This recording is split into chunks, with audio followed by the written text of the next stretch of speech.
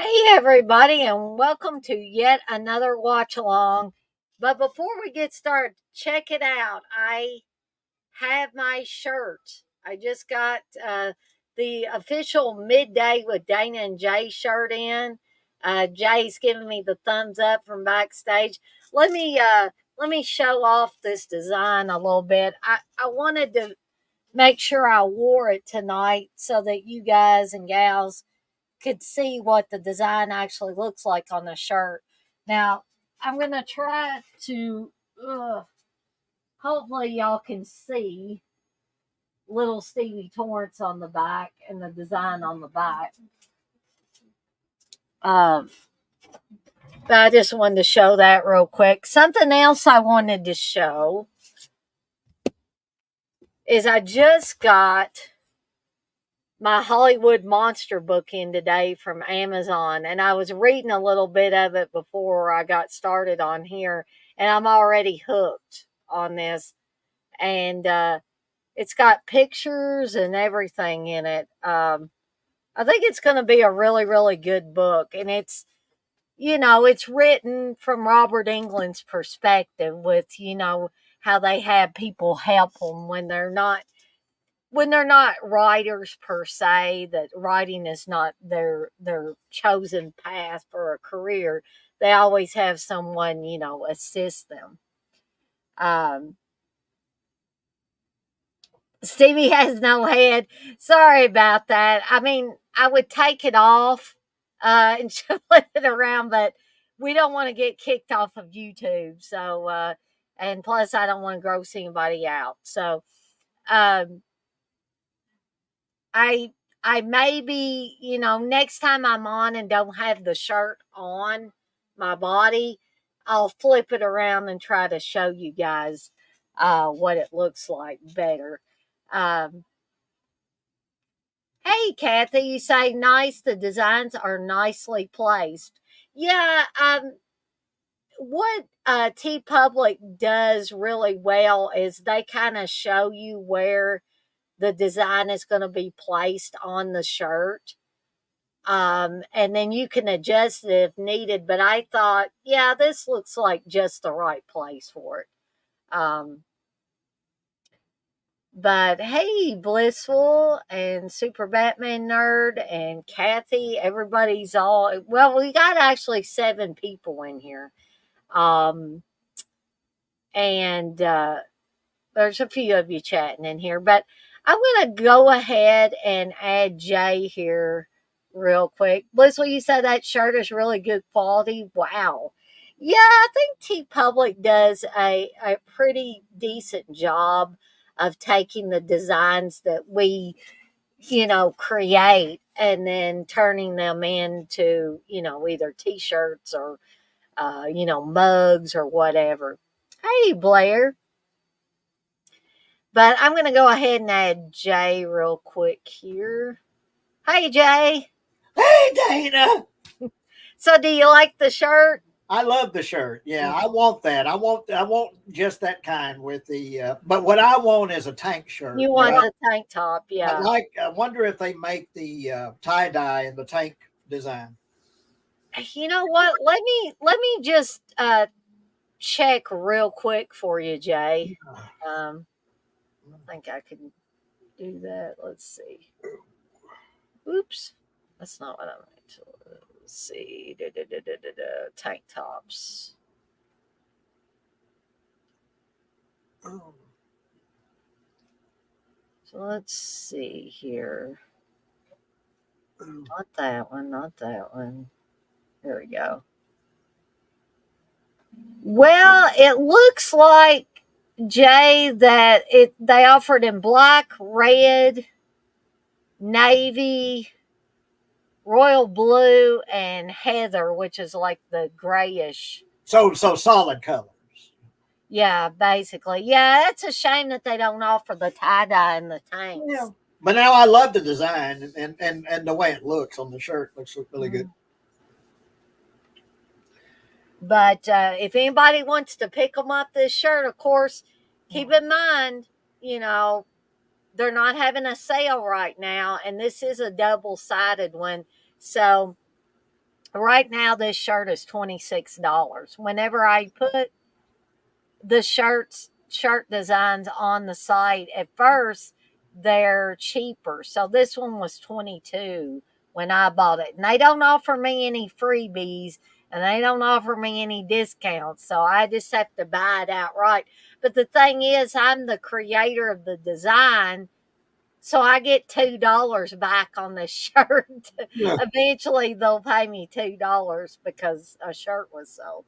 Uh, so go ahead on over to T Public if you can and pick up your own Midday with Dana and Jay shirt. I just put a new design for the show that Jay and I did yesterday. And it has Jay looking very Freddy Kruegerish and me looking like Nancy a little bit.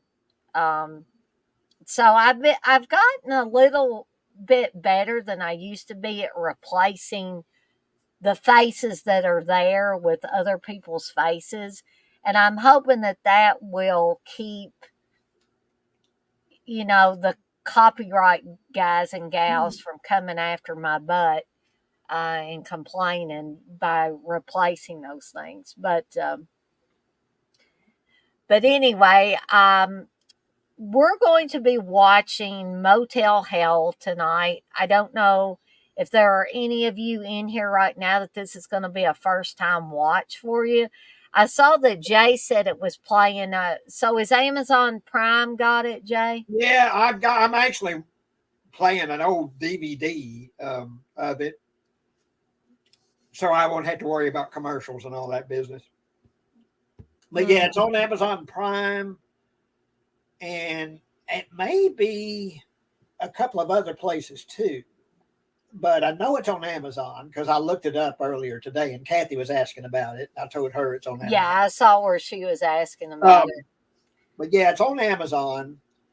And you know what's weird about that? They started this commercial business, but I watched the old 1984 movie, the one that Eurythmics did the music to. What was it? It was actually from 1984, I think. Right. And there wasn't a single commercial when I watched it. I don't know. I'm just wondering if they're kind of picking and choosing which ones. Yeah, I don't know. But I mean, I don't know what the deal is. So far, I mean, that's really the only thing I've watched on Amazon since they started that business. But they didn't have any commercials during that, so I don't know. Super Batman Nerd, you say I had to crop Pazuzu because if you use that design, I wouldn't want you to get in trouble because of Pazuzu's penis. Yeah, that's a great design that you sent me, Super Batman Nerd. The only thing I'm worried about with that is when I first started like my T Public shop, I got my shop taken down twice for using just like not even using like Bruce Campbell's likeness or anything like that, for using the Deadites. And I'm not talking about Henrietta or anything like that. I'm talking about like the skulls that were used, like anybody remembers the old VHS boxes for Evil Dead 2 and the posters for Evil Dead 2 that said Dead by Dawn, and they had the skull with the eyeballs and stuff in it. They wouldn't even let me use that. So I'm hesitant to use any imagery from a movie, even if it's not a person, unless I've altered it to some extent. But I really did like the design. I hate for all the work I've done on my shop though to just be gone because I accidentally put something up there that they don't like. Kathy says, "Hi Jay, enjoyed our supper and chat.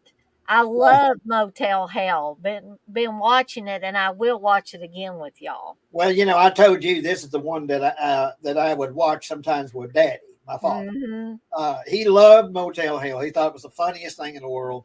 So I watched it a couple of times with him. I just remember just when I described the movie to him, he said, "Oh, Jay boy, I got to see that." And, and that was back in the VHS days. I rented it and watched it with him, and he had a ball with Motel I Hell. remember watching it a lot with my mom. My mom always really liked Motel Hell. It's so it's the only kind of movie they could make during the 80s. They could only get this right during the 80s. This blend of black humor and uh, sort of a weird premise. Uh, they could only do this well in the 80s. Oh yeah, definitely. This kind of movie, you know. Uh, So Blair says, "Can you please tell Jay that the fans have not forgotten about the possible Chester Graham cameo?" well, we'll see about that.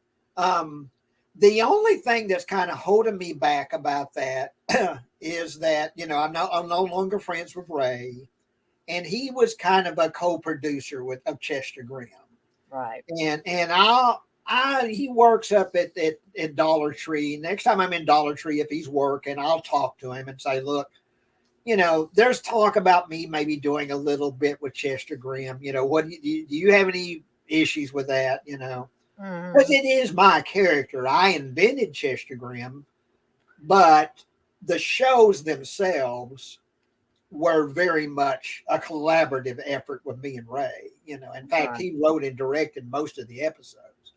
And I don't want to step on anyone's toe or get anyone upset, anything like that. Right. No, Exactly. probably wouldn't, because I wouldn't be doing anything regarding the shows themselves. I would just be doing the character.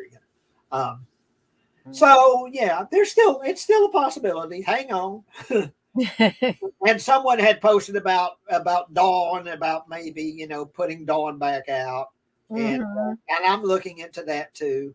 Um, I converted that to MP4, the master file. I've got a bunch of extra footage and stuff, but I just don't really know what direction I would go with that, and where I would go to get all that stuff put together. Right. Of course, I could, I guess, try to do it myself, edit it myself, but Mm-hmm. the way you format things like that, whether it's going to be put on a streaming service, or we there's even some talk about maybe putting it out on DVD. I Mm-hmm. don't know. I honestly don't know. You know, it would be awesome, Jay, if it turned up on Shutter. You Yeah, know. I don't know. Like I say, I'll have to just look and see what the possibilities are. Mm-hmm. Um, and let me explain what I'm eating here. It's starting to congeal. But what it is, it's cheese sticks and tater tots. I fried them up in the air fryer. Uh-huh. Then I sprinkled grated cheese on it, melted the cheese, and then I put a little ketchup and some ranch dressing on top. And I will not. Holy cow, Jay, you're making me hungry And I'm not going to shit for 2 weeks. with all that Oh cheese. my God, yeah, there's cheese everywhere. And Uh-huh. like I say, it's starting to harden up and sort of congeal. So it's kind of an effort to eat this shit now. So Blissful is talking about me talking about the T-shirt design. She said that doesn't make sense. People are making a lot of Disney and horror movie designs, and they're selling them. Yeah, Blissful. I don't know. I really don't understand how some people can and some people can't. I, it's beyond me. I guess I just try to play it safe now, and just like taking the design of Freddy Krueger and Nancy. And I put Jay's face on Freddy. I put my face on Nancy. And, I did pretty much the same thing with this is a Shining inspired design. But instead of having Jack Nicholson and Shelley Duvall on there, I've altered these. And that's what a lot of people have told me, that if you alter them, the image enough, where it is not an exact image from a movie or promotional material or whatever, then you can get away with it. So that's the route I'm trying to go. Super Batman Nerd says, before watching it, I remembered when Farmer Vincent's coming out in the pig mask with the chainsaw. That has got to be one of the most iconic horror images I've ever seen, is Farmer Vincent with the pig head on. And you can actually get masks that look like that pig's head, which is just great. Um, Thank you, Blissful. Blissful says, please hit the thumbs up. Thank you. What I got on is it's an old DVD, and it's a double feature. And it's like one of them flipper discs. You flip it, I think I had that at one time. It's deranged. Yes, direct. That's the exact one that I used to have. Yeah. Uh, this is my Blu-ray steelbook that I got a few years back.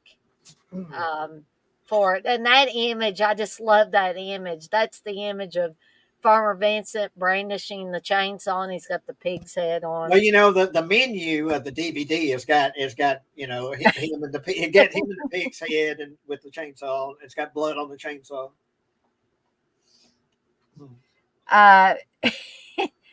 Kathy says, SBN, zombie ass was a good time for all. Let's order Farmer Vincent's sampler box. Yeah. Well, Dana made some Farmer Vincent fritters. I did. So and tomorrow, go look that up. Go watch our show we did yesterday if you haven't seen it, because we do talk about Freddy Krueger, but we don't just talk about Freddy Krueger. No. And tomorrow, speaking of movie munchies, tomorrow I will be doing Captain Howdy burgers, and I came up with this today.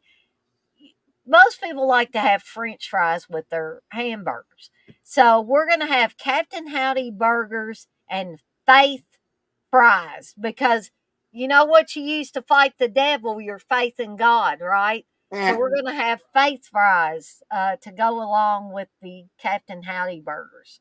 So I've got some seasoned fries that I'm going to bake, and I probably won't make y'all sit around and wait while I bake fries. I'll probably already have them baked, but we'll be sure to have a good time tomorrow. Scratch, I agree. Deranged is an awesome underrated flick. And I don't think Deranged is one that a lot of people have seen. Would you agree with that, Jay? Yeah. It's been a long time since I've seen it. I actually dug this old DVD out. I need to watch it. It's been a long time. But I think I'm going to go ahead and try to get myself queued up here, and I'll let everybody know where I'm at here in just 1 second here. And this is, believe it or not, for a low budget horror movie, this is an hour and 41 minutes long.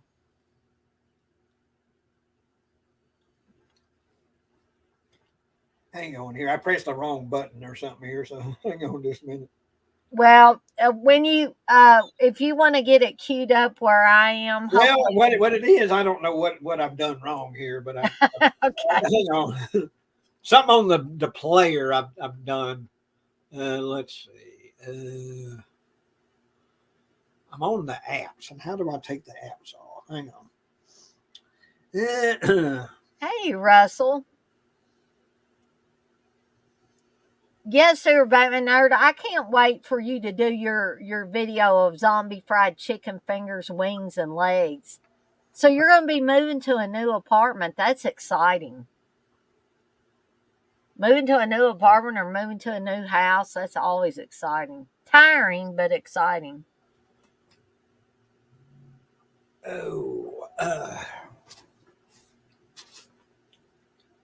Okay. Sorry to drag things out here. Oh, no, that's okay. But I've got it. I put it back into player. So okay. So I'm queued up. I'm queued up to the MGM logo, and the line's just about to roar. Well, what I've got isn't MGM, it's Ah, United okay. Artists. Okay. Oh, that's weird. Okay. It's the UA symbol. Well, maybe I should let mine go a little bit further to But I get. noticed on um, Amazon, it is the MGM line. But on Uh, this damn DVD, it's United Artists symbol. okay, so after the MGM thing, I've got it where it just says United Artists. Oh, okay. Hang on. So we should be able to be, And pretty. you got it to where you actually see the words United Artists underneath. Yes. Okay. Mm-hmm. All right. All right. Exactly. I think we're queued up there. Okay. So we'll give everybody else a minute or two to get queued up that's going to be watching along with us. And keep in mind, it's where it says United Artists. So we should be good. Kathy says, question: when their meat is buried, why not fatten them up? Well, don't, there are some scenes where they feed them like they're slopping Well, they, hogs. they, they put funnels in their mouths and Mm, they got this kind of slop that they feed yeah, them to fatten them up. They buried them up to their necks because it tenderizes the meat. exactly. Yeah. And they clip their vocal cords basically so they can't scream or For yell some or reason, anything. that's what my daddy thought was so funny. Them going, ah, he just thought, I don't know. He had a six sense of humor, I guess, but he thought that was very funny. Well, you got to have a sense of humor about movies like Motel Hell. Yeah. If you don't have a sense of humor about Motel Hell, I don't know what to tell you. Yeah, Uh, that is one of the most fun horror movies there is Motel Hell. right. I'll give everybody about another minute, and then we'll go ahead and do the countdown and get started. Blair says the guy from Cheers is in this. Oh, I bet I know which one you're thinking about or talking about there. But I didn't realize that was the guy from Cheers. I guess I wasn't paying that much attention. It's got Miss Ballbricker in it. Yes, Nancy Parsons is in this as Ida, and Rory Calhoun as Farmer Vincent. All right, so is everybody ready for the countdown here? We're going to go ahead and do the 3, 2, 1 and get started. So here we go. 3, 2, 1. Press play. Better make sure I've got this thing muted. Yeah.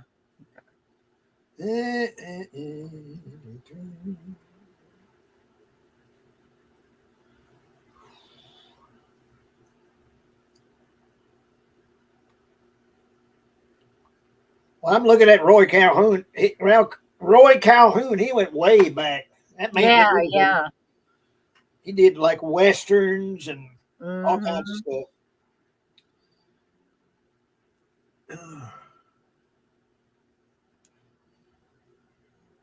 I love the way the credits come on too. Yeah. They're like neon lights.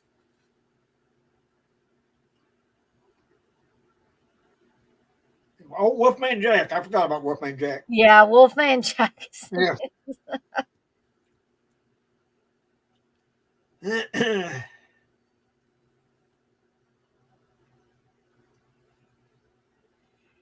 So Ratman Nerd says, I wonder if this was what Mrs. Ballbricker did in the summer away from Angel Beach. Maybe. She went to Motel Hell and hung out with Rory Calhoun. Ooh. I had forgotten how amazingly good this looked on the Blu-ray too.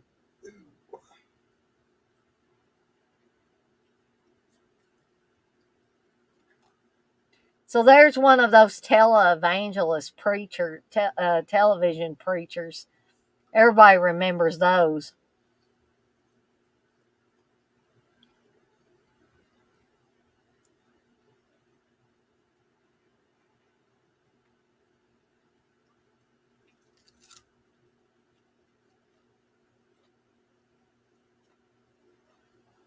Oh, Jay'll be bummed out. Blair says the person that invented the Pop Tart passed away today. I heard that. I heard about that. Yeah.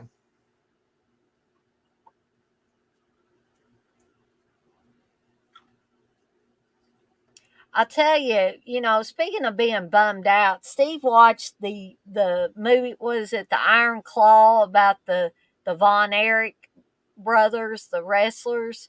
Um, Jay, I'm sure knows what I'm talking about because they I were want to from see. I Texas. want to see that.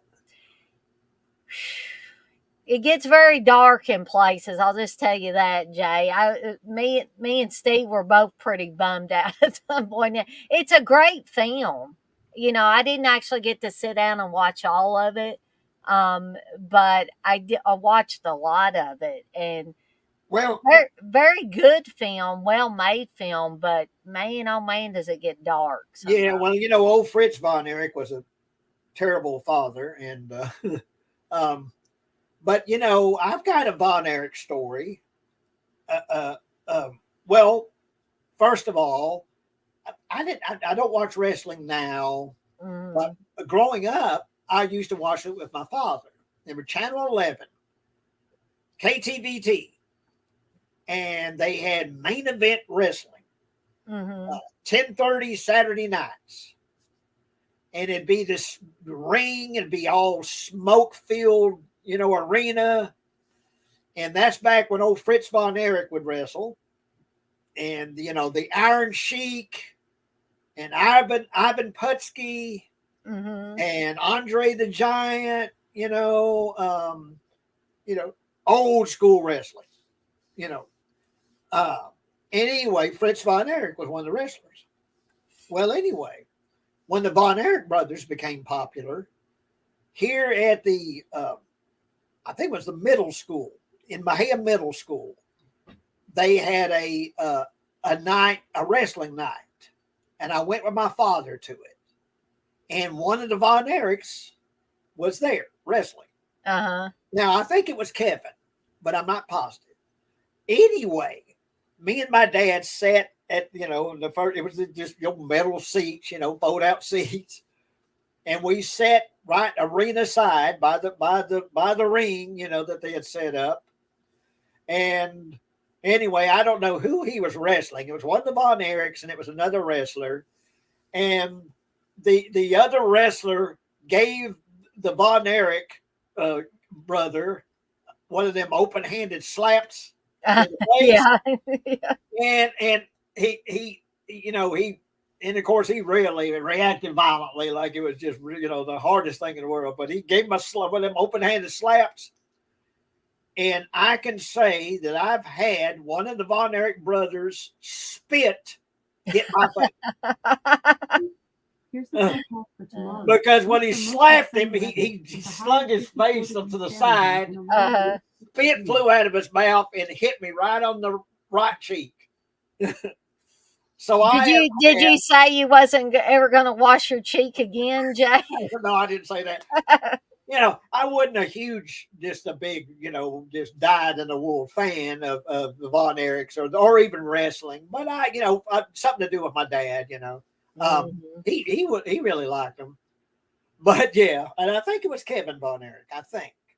And I think he's the only one still living in Kevin the I don't one. know. Yeah, Yeah. I I know that. think that's what Steve said, but I remember it was one of the first to die died of that toxic shock syndrome, um, which women were getting from tampons. yeah.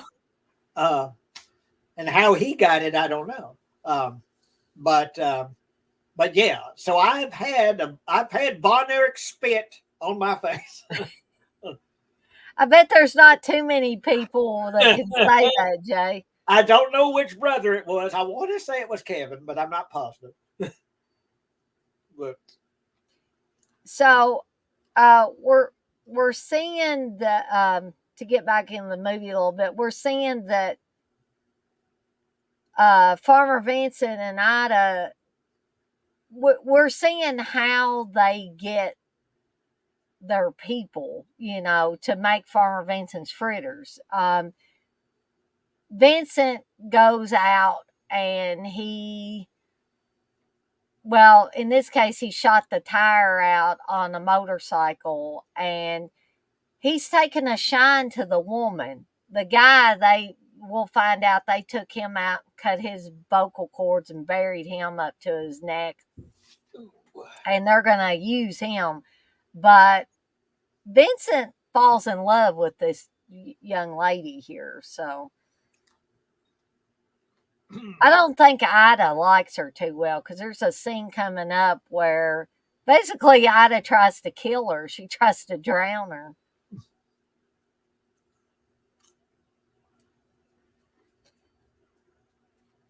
Oh, I love this too, with those two little bratty twin girls.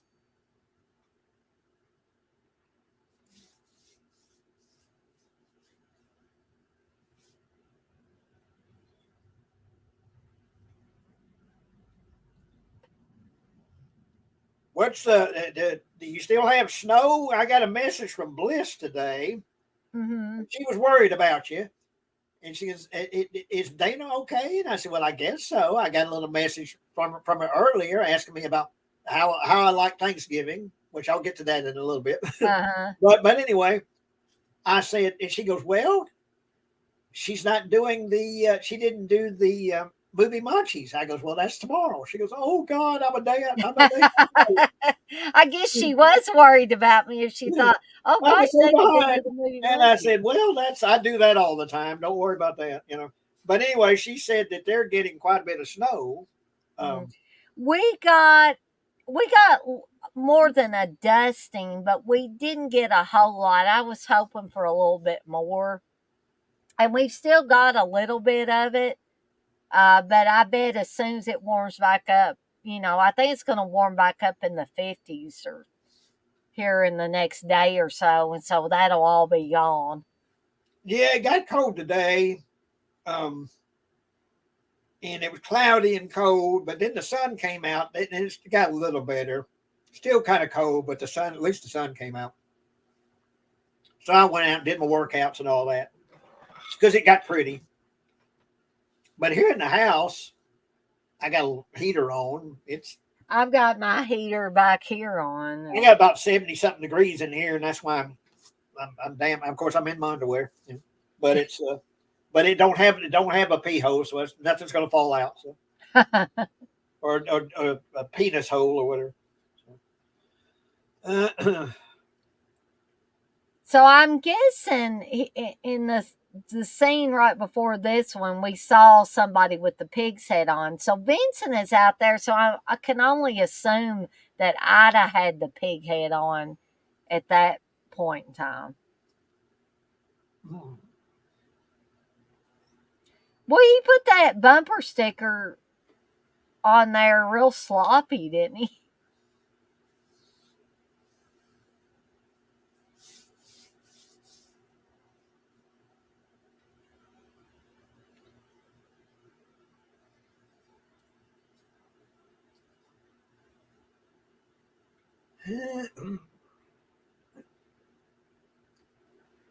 So I guess Vincent was Farmer Vincent was all germ conscious and health conscious, and this was way before COVID. You see him wiping it; he was spraying that handkerchief and then wiping his hands after he shook hands with that guy.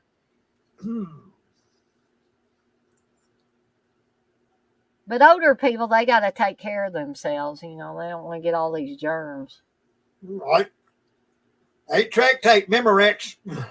I've seen them many a time. Yeah.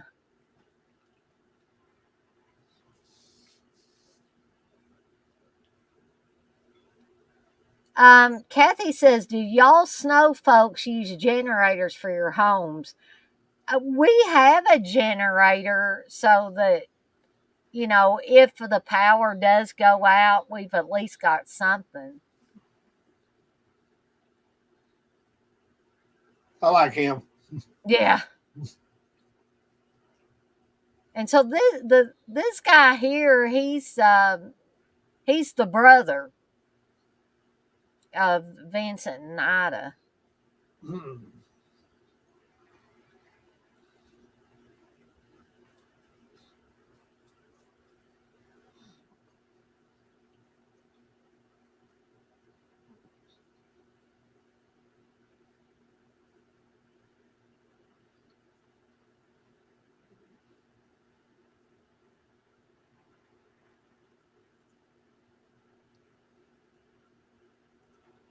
So I'm sure this movie brings good memories to Jay. I don't know how many times would you say you watched this movie with your dad, Jay? Oh, it probably just a couple of times, you know.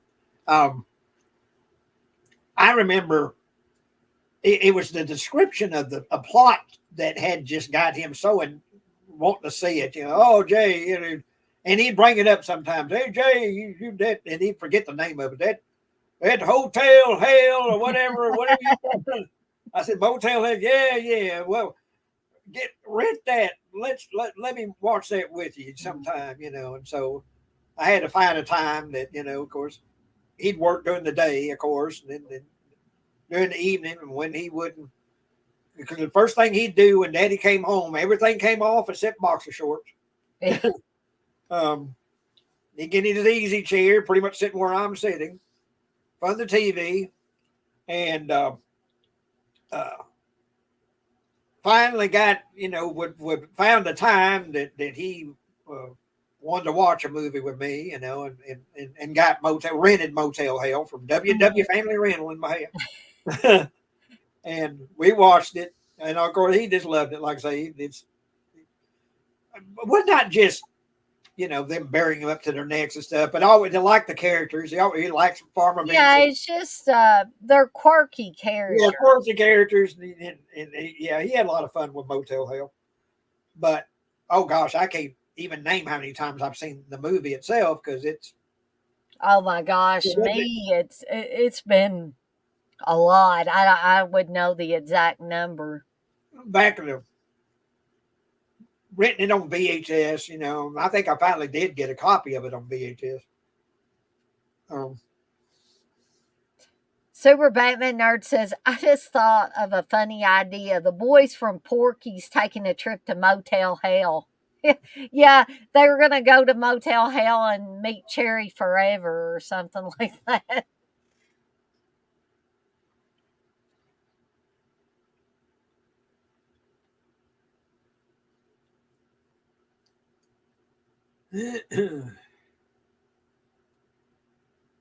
So Vincent told the young woman that her man died. We're going to find out that no, Bo didn't die. But that's what they're telling her. And they're telling her that they buried him. They buried him, but they didn't bury him this way, and they didn't bury him here.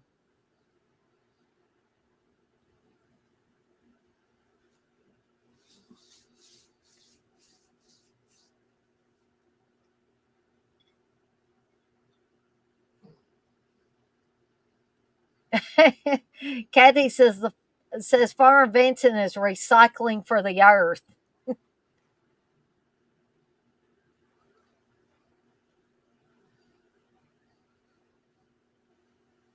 I would say that this is a horror movie filled with black humor. well, yeah, I see it more as a comedy myself. Mhm. And I don't think it was meant to be taken seriously at No, all. definitely not. And like I say, it was really only during this time in the '80s they knew how to make movies like this. Right. Um, I don't think a filmmaker would know how to make a movie like this now. it would go from either it'd be one extreme or the other extreme. Either Right. just straight comedy or horror. Didn't really know how to blend those two like they could during this time period.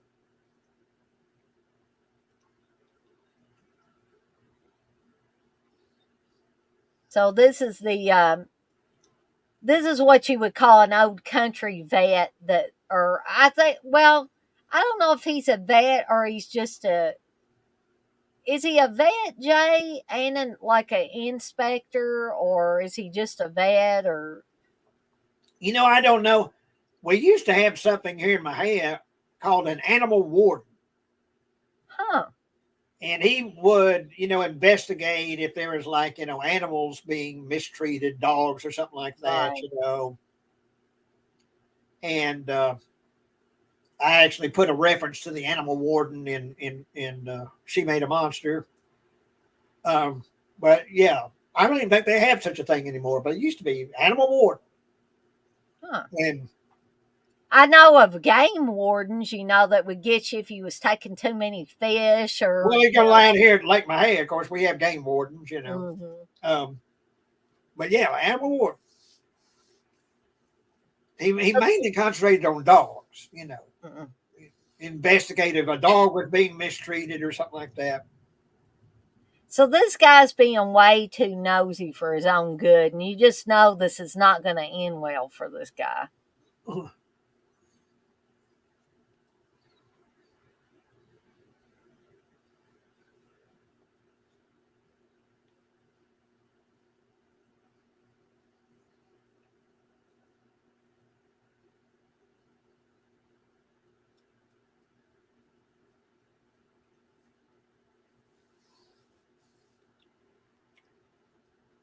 And when you think about all the various taglines for movies, Yeah, right up there, close to the top is there. It takes all kinds of critters to make Farmer Vincent fritters. exactly. That's the line I love, and they have another one that's not as great as it takes all kinds of critters to make Farmer Vincent's fritters, but meat's meat and man's got to eat. Yeah. It was one that I like too.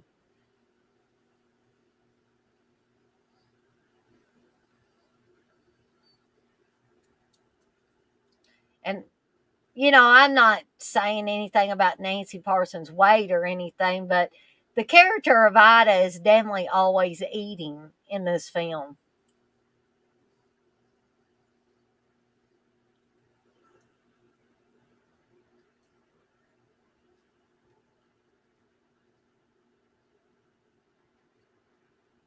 In a way, Rory Calhoun's character in this sort of reminds me of Chuck Connors in Tourist Trap, because he's taking a shine to this young woman. He's going to eventually want her to marry him, and Chuck Connors did that um, as well with a young woman in Tourist Trap. Have you seen Tourist Trap, Jay? I couldn't Yeah, remember. that's another one. It's been so long though since I've seen it, but I have seen it.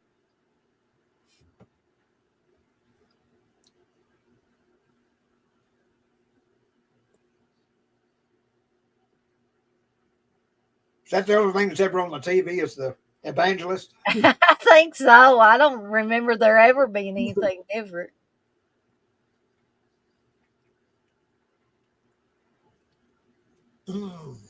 From way far back, that guy reminds me of Weird Al, the televangelist preacher.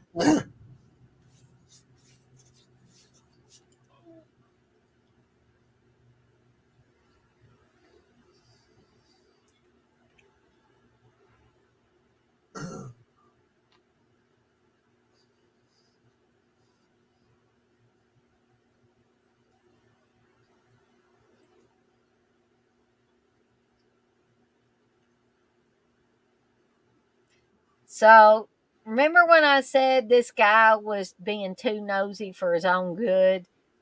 He's come back and he's going to go creeping around where he shouldn't be going. And what always happens to people when they do this, something bad happens.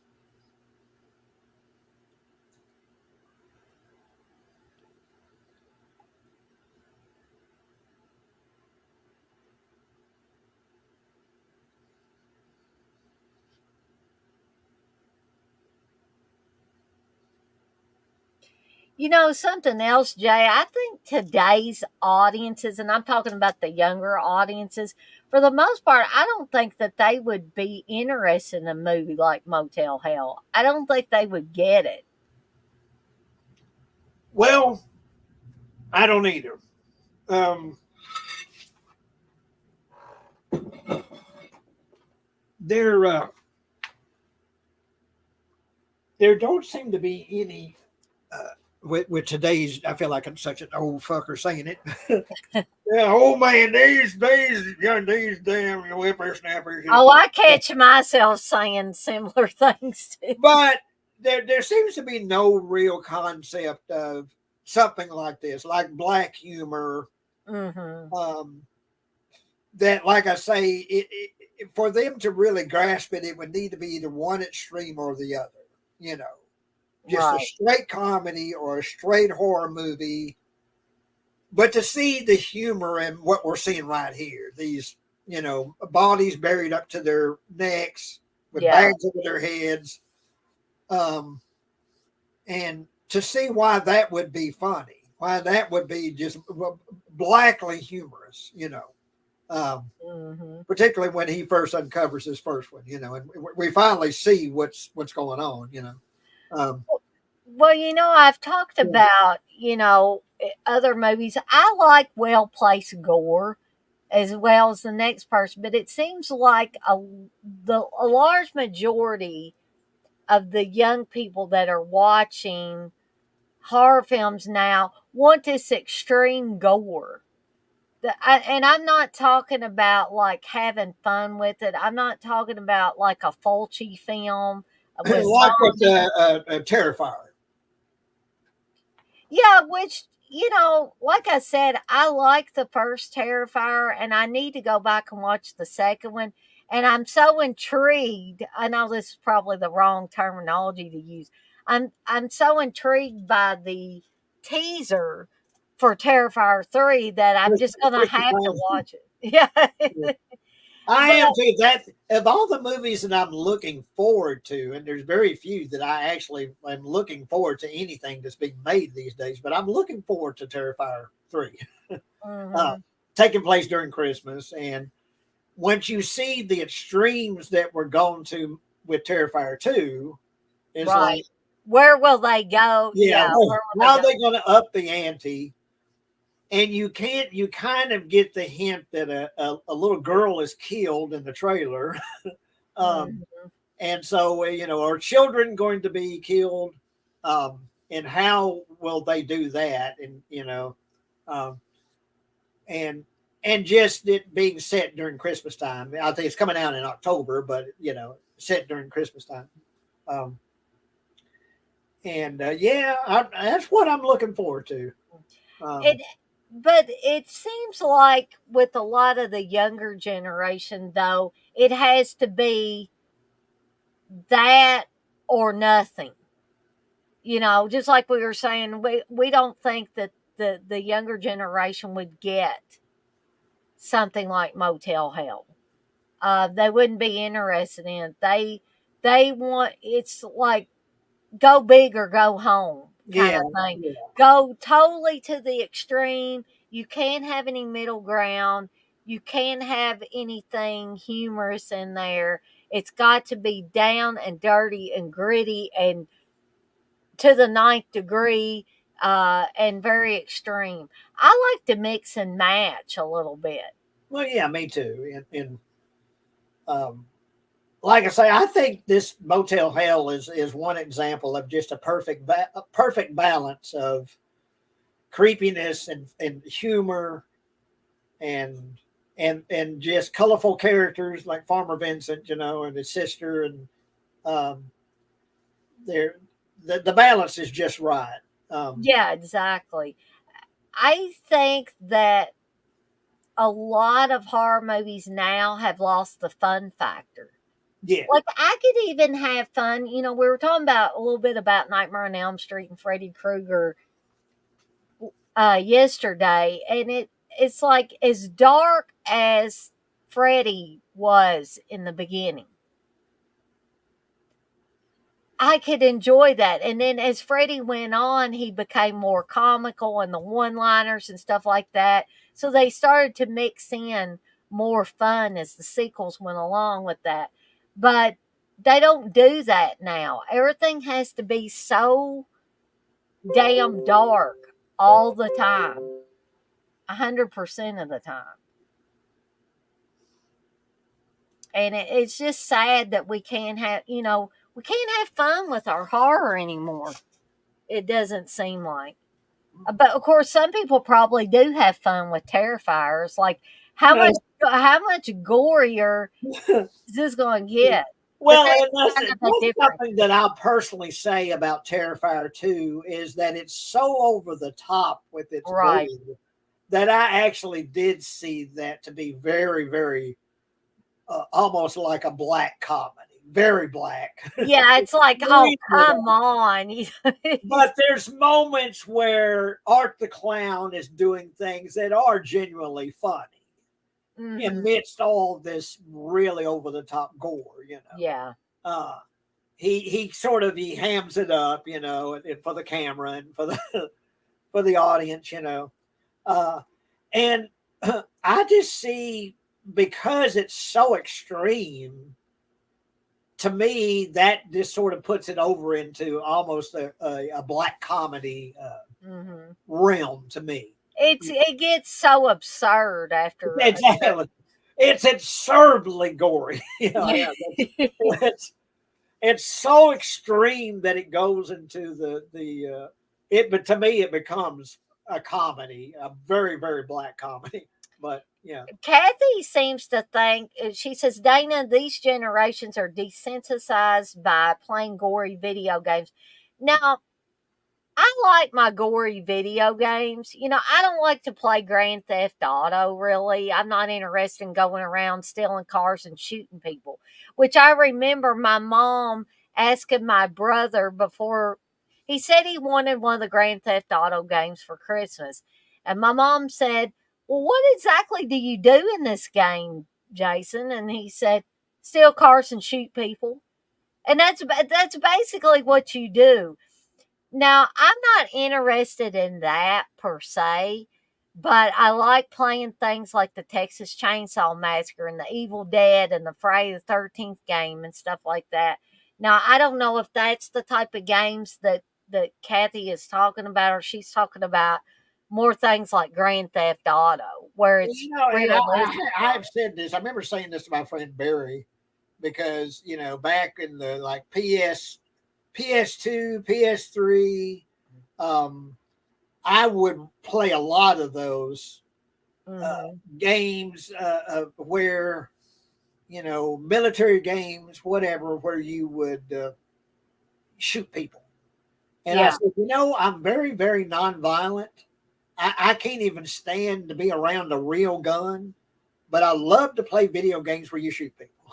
I just, I Well, just love I think for it. somebody, and I don't want to piss anybody off, but I'm talking about, if you're a well adjusted person, I think when you play a game like that where you shoot people or there's some other kind of realistic sort of violence, you're getting frustrations. And it's a I don't know. Maybe so, because like I say, real guns, I'm terrified of real guns because I know like Uncle Bill collects guns and stuff like that. I couldn't stand to have a real gun in the house. I really couldn't. Guns make me nervous. Yeah, it makes me nervous. And I know that people get it for protection and such, but you know, I hope I'm never in a situation where I wish I would have had a gun. Right, yeah. But I'm just terrified of them. But I love to play games where you shoot people. I just love them. And the Last of Us game, man, I love that game. That's one of the just to me that is a classic. Last of Us. And you shoot a lot of people in that game, or shoot them with bow and arrow, or shoot them with guns, or. I like the horror games. Like Steve was playing one called The Quarry that was good, and they're just so the games are so good now. They look good, is Yeah. what I mean. It's just like cartoons look better than they used to when probably all of us that are in here were kids and Well, I stuff. don't have a PS5 yet. I got a PS4, but my damn controller's broke on it. I need to get another controller for it. And because I've been wanting to play something, but I got a bunch of games. But Now, here's something I didn't know that Kathy put in here. She says, I play Animal Crossing, but grandson likes Fortnite. I did not have a clue about Fortnite that she says you team up and shoot others. I did not know that's what Fortnite was. I hear all these kids talking about, oh, I play Fortnite. I love Fortnite, Yeah, that's real popular, that Fortnite Mhm. game. And what is it, the Five Nights at Freddy's? Oh, yeah. I know they made a movie here recently of that. hmm Uh, I have a t shirt somewhere that says Five Nights at Freddy's. oh, So they've just, to get back in the movie a little bit, they have just caused a rock band called Ivan and the Terribles to go off the road, and now they've got the whole band. And I think the guy from Cheers is part of that band.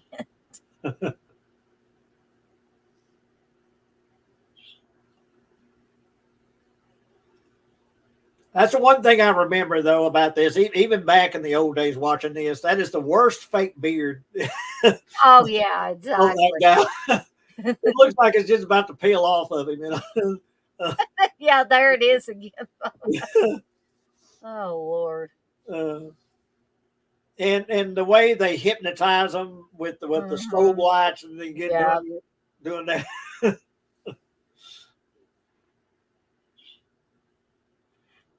The only thing that I ever thought was kind of strange is the way that the the young woman quickly accepts them, even though there's something very odd about Vincent and Ida. And I just don't understand why she can't see that. There's something very wrong with them, especially with Ida. There she is eating again. Yeah. Oh,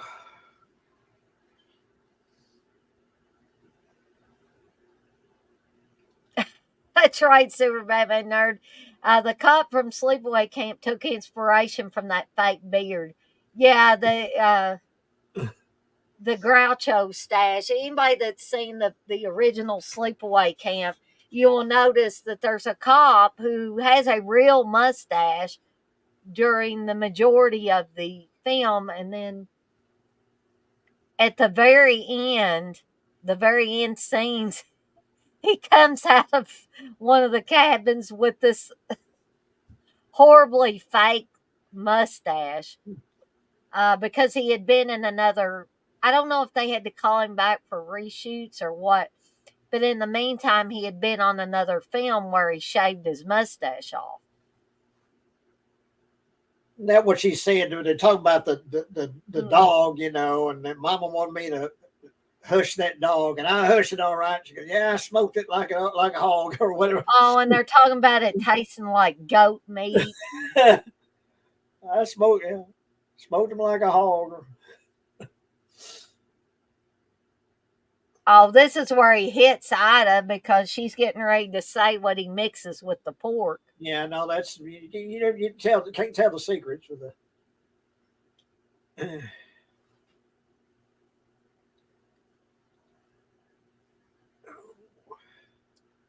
So their brother, the cop, has has taken a shine to the young lady. But he's a damn cop and he basically tries to assault her at one point. Um so this whole family is kind of kooky.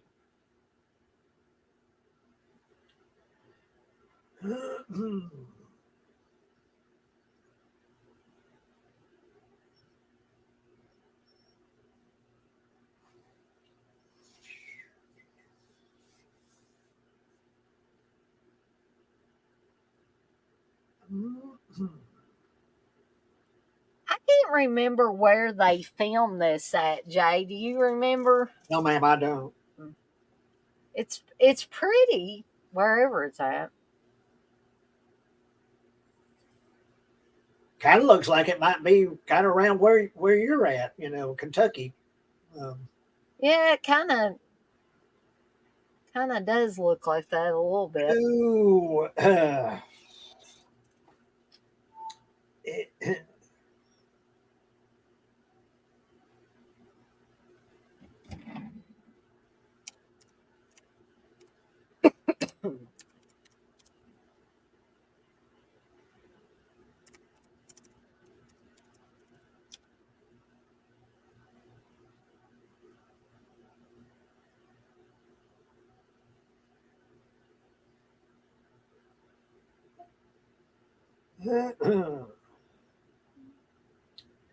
Okay. A primary filming location was the Sable Ranch in Santa Clarita, California.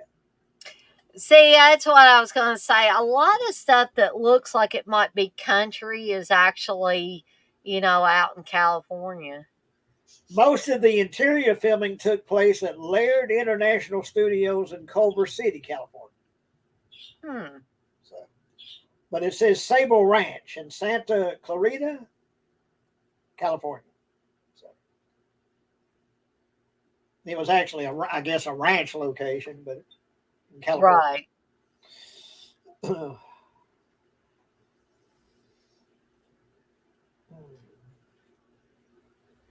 So people might be tempted to think that Vincent and Ida are husband and wife because of the closeness between them, but they are actually sister and brother. Well, I wouldn't be surprised if there's a little inbreeding going on too. Yeah, there probably is. So I think this is where their brother tries to molest Terry, the young woman here. Ooh.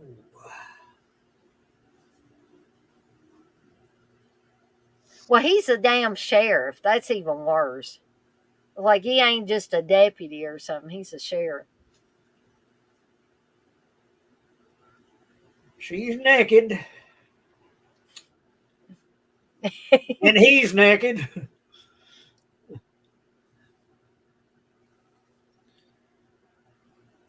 So we got a little nudity in there. Yeah, male and female nudity. Uh, Equal opportunity nudity. That's always a good thing. hmm.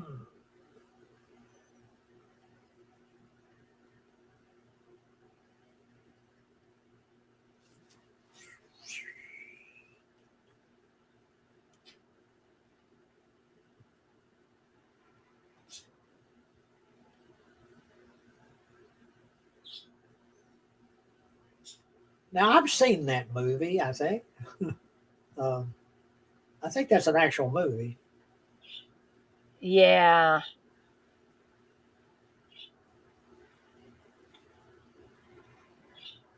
So that you can honestly tell that he's got connections because he's having them feed in the audio to the drive-in movie.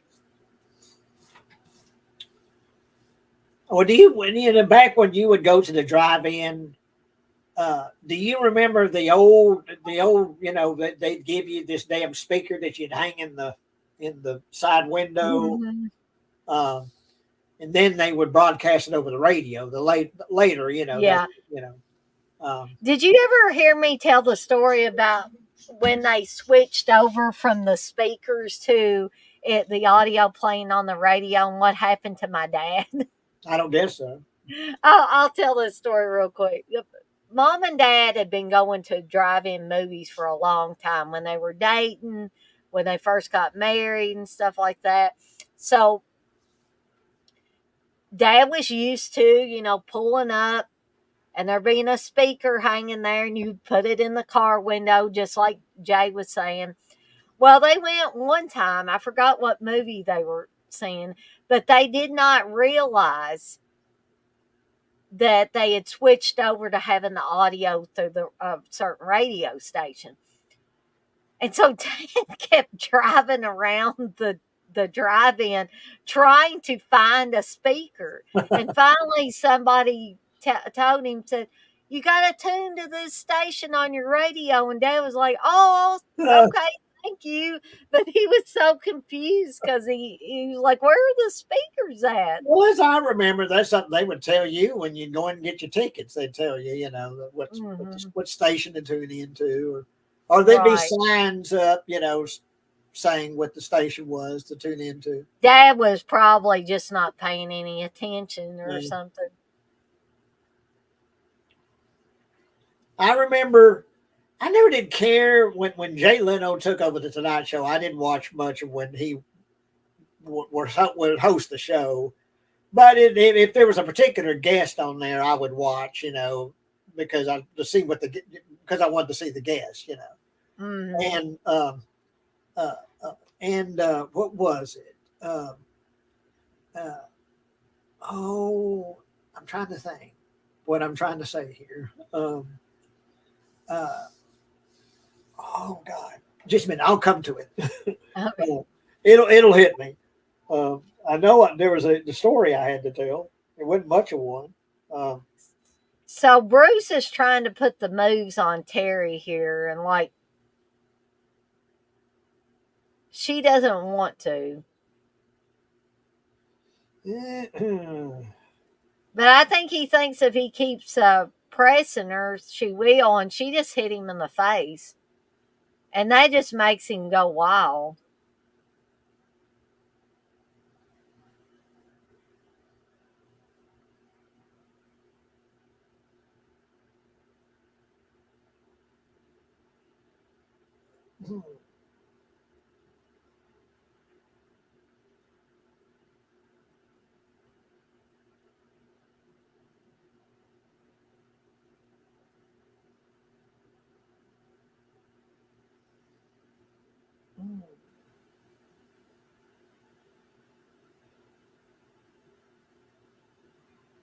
So you, at this point, you really see Vincent. He's not like kindly old Farmer Vincent here. He's being very aggressive, trying to get this girl here. Oh, okay. Now I remember. It was David Lynch, Uh-huh. and he was on the Tonight Show with Jay Leno, and he gifted Jay Leno one of those old drive-in speakers. Oh wow! And I remember he was so touched. Jay Leno was so touched by that. You know, he said, "I wanted to give this to you, Jay." You know, and first he said on this, "Jay, do you know what this is?" And he said, "Oh yeah, it's one of those drive-in speakers." Yeah, that's right, Jay. You know, back in the day, that's how you listen to the movie with me. Yeah. You had the David Lynch voice down good, Jay. But anyway, yeah, he gave one of them old speakers, you know, gifted him one, and that would be a cool thing to have. I'd like to check like eBay or something like that. Yeah, eBay has them from time to time, and they're in varying prices. And I keep wanting to buy one, but then if I get one now, Steve's probably going to say, "Why on earth? What are you going to do with that?" Oh, it'd just be a cool thing to have. It just, you know, just a nostalgia thing, you know. Just maybe I could incorporate it into the stream somehow or something. yeah.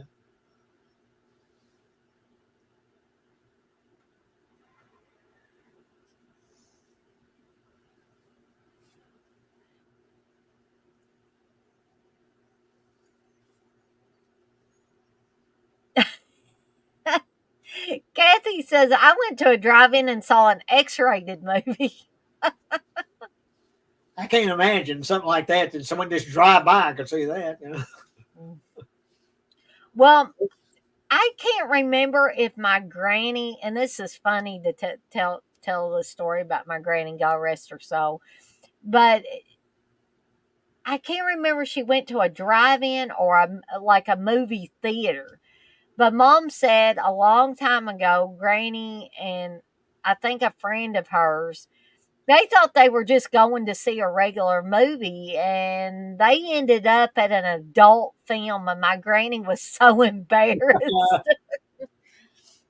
They didn't stay around, I don't think. Well, then during the period of Deep Throat, that became like a thing to go see, at the theater. Go see Deep Throat. This that was uh, uh, So Kathy said it was in Waco and the screen faced the woods. So I guess they were playing it safe there. well, since Kathy's there, I'm gonna ask her, Kathy, if you remember going to the drive-in and seeing Barbarella. Now, Jane Fonda, Barbarella, and I remember this clearly. I sat in the back seat, and she went with a boy. Now I'm trying to think which one she. I don't know if it was, who it was, whether it was Buddy or who it was. But we saw Barbarella, and I sat in the Uh-huh. back seat during the Barbarella. It was a drive-in, and I remember so clearly. There's a moment early in Barbarella where this evil dude sicks these mechanical dolls after Barbarella. They've got Uh-huh. metal teeth and they're chomping and they're coming after Barbarella. And I was so scared of those mechanical Well, dolls that that I just just did. sounds creepy, though. I ducked in the back seat. I don't think I watched any more of the movie after that because I was scared of them damn dolls. Uh, but So I just wanted to bring something up real quick, Jay. I didn't want to interrupt you, but the swinger couple here, they're hilarious enough. But I wanted to bring up the blonde that they just showed there, and they're showing again. Um, she played the mom of Skippy on Trick or Treat, huh. the rock horror movie. And I didn't know that for a long time. And then I was looking at her credits for other stuff she was in. I was like, dang on, she was the one half of the swinger couple in Motel Hell. Kathy says, yes, Jay, I remember it was Cyril. Oh, okay. Sure. Okay.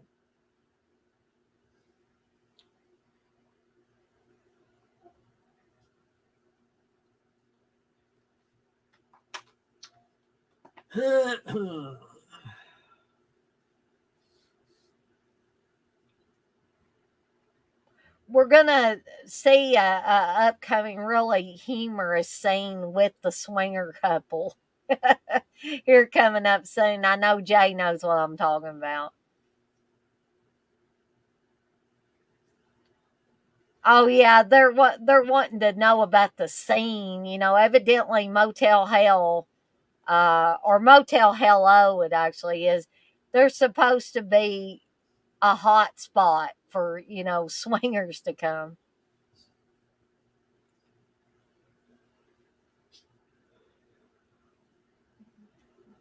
And I actually think they may have because the place they're looking for is called Vincent's Motel, and I don't think that they're at the right place, but that makes it even more funny.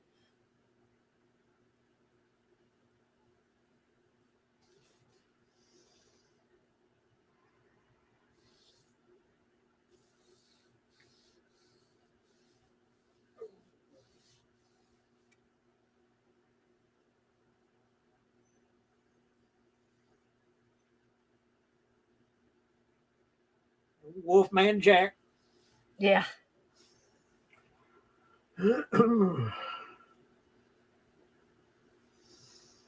That's perfect for Wolfman Jack too, that character. And we got the lady here who's slapping the window blinds down with that whip. They evidently are not only swingers, but they must be into a little S&M too. uh,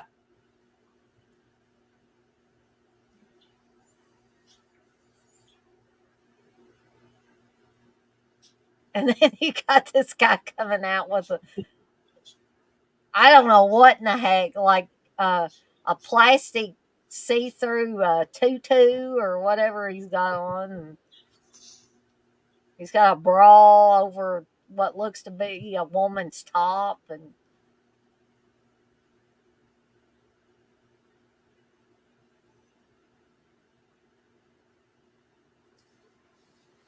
And I think he's shaving his chest hair.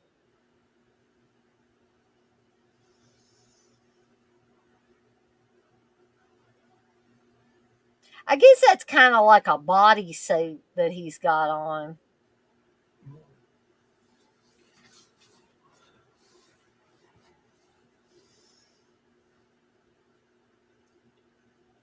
And there's Vincent, Ida. They showed up.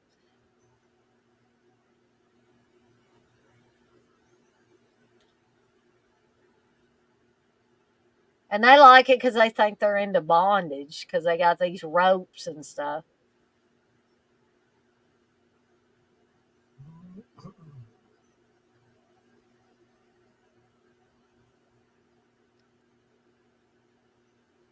This is one of those scenes that you don't forget about when you watch No. it.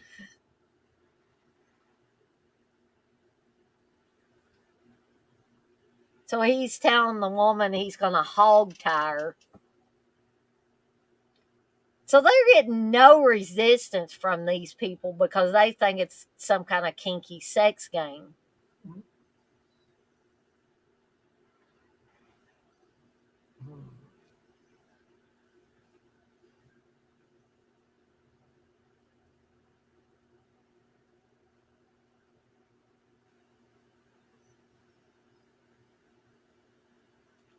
You smell it, we do the laughing. Yeah. So now the woman's scared here because it doesn't smell like laughing gas.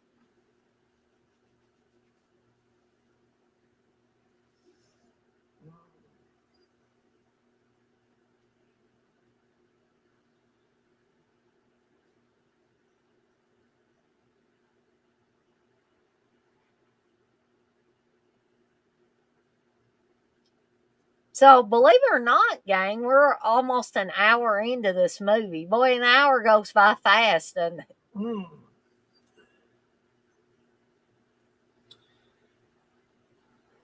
And another example of just the right length. Uh,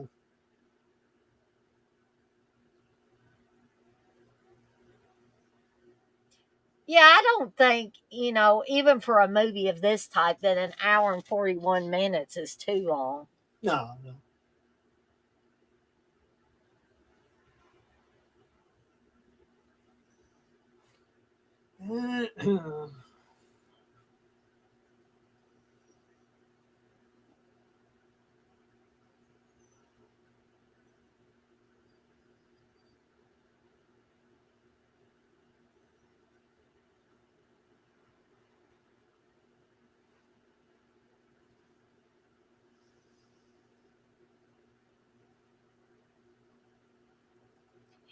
Jay, talking about the popularity of some of the videos, and I don't understand why certain videos get as popular as that. Mask watch along has about 7,000 views on it. I don't That know. just blows my mind. Like I I know say, it's a good movie, but I didn't expose any parts of my body in that one, did I? I don't think so. That fell out, did it? No. I don't know. I'll have to go and watch that again because I don't think I've watched it since we did it. Right. You know, uh, was it? Was anybody? Was it just me and you, or somebody else in the watch along? Trying to remember, it may have just been me and you. And I remember I didn't even have a copy of the movie. Wasn't even watching the movie. I was just talking to you. Just right. you know. But you did say that you knew the movie I knew well. the movie well, yeah, and had seen it several times, but I wasn't even watching it. uh, and But yeah, why that's become so popular? I would have thought the TMI show would have got those kind of numbers. Yeah. I mean, it's got decent numbers, but I need to. Hopefully, TJ will be able to, once he's recovered from his dental work and all that, he'll be able to get me that little snippet of video. And I want CK and Uncle Bill to send me some. I want to get a lot of different things to put together that little commercial for. Well, where would you show the commercial? How would you? you know. Well, what I've been doing, like I made a Movie Munchies commercial, of course, and so there are some times when I'm doing like a Movie Munchies, for instance, but nothing says I just have to use them there. But what I'll do is instead of having dead space in the video where I was off camera and I was cooking something or baking something or whatever, I will go back and re-edit the video and take out all that dead space and put the commercial in there. And then when the commercial is over, it'll go back into me fixing whatever I was making that at that point in time. But I could basically edit any of the videos, any of the lives, and put commercials in Well, them. couldn't you also just put it up on YouTube as its own video? Just Yeah, I could do that as well. and you could,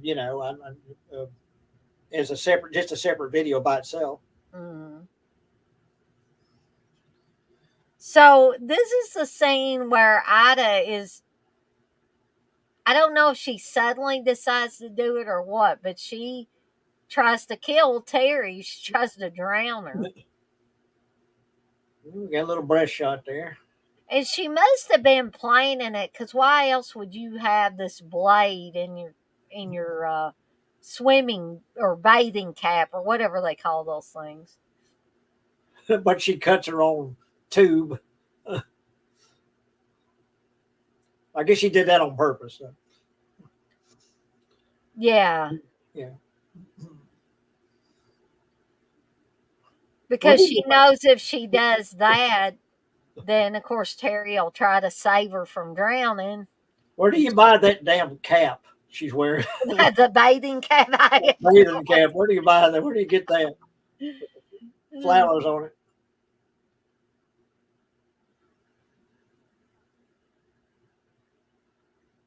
I mean, there's some pretty cool underwater shots here. They're quick, but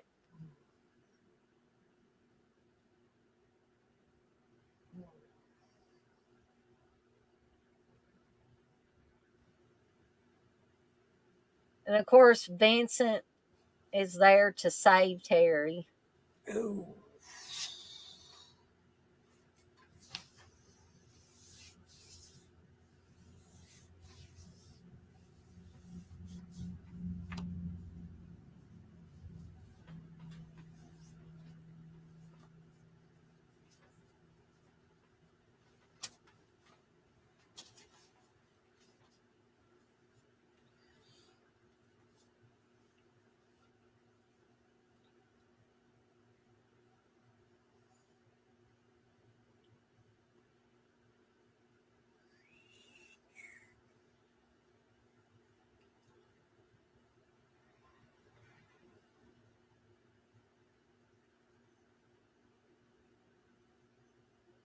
I don't know. There's just something creepy about this scene. Yeah. Well, there's a bit of an age difference there. Yeah, quite a bit of an age difference, I'd say. And she's clearly at least topless.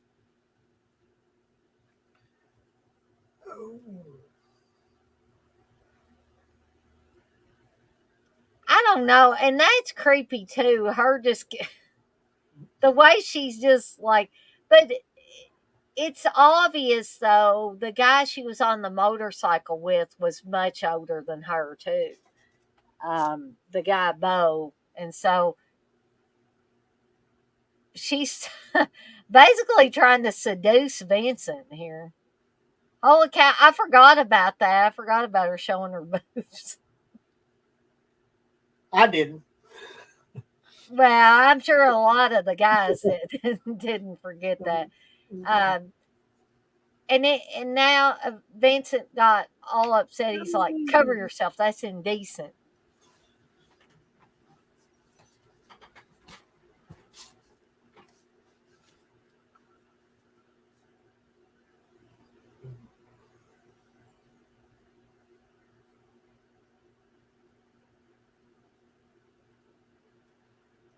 So Vincent basically says they can't have any of that until after they're married. So there's Wolfman Jack and I'm guessing that Wolfman Jack's going to do the wedding for him. Uh,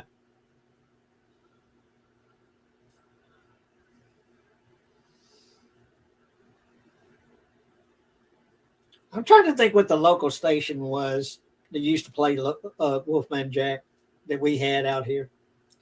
Uh,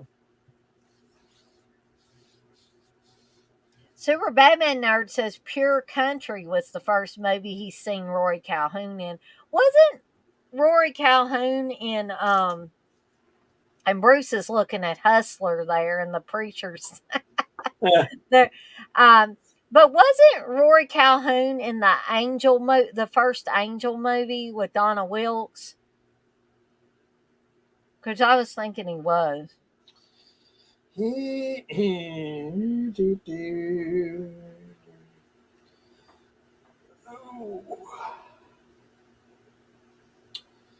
So he's having to give the Hustler magazine to Wolfman Jack there.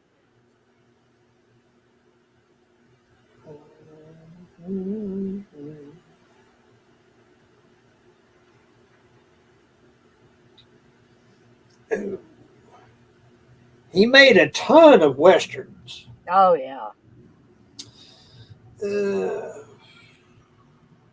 But yes, Dana, Angel is Kit Carson. Yeah, that's right. And Super Batman Nerd said it about the same time you did, Jay. He said, yes, I just checked his filmography Yes, and out. then there, I guess, a sequel, Avenging Angel. Oh, okay. I knew he was in the first one. As the same character, Kit Carson. And he was in Hell Comes to Frogtown. I remember that. Mm-hmm. As Looney Tunes. And that was the last movie he was in was Pure Country in 1992.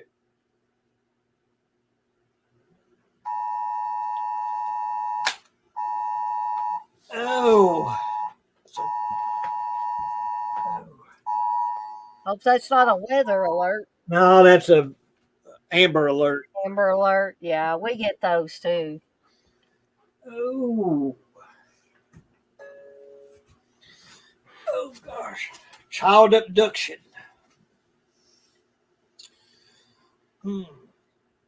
So Bruce is like, he cannot believe that Terry's going to marry Vincent. And he's like, you mean he's not forcing you? Uh,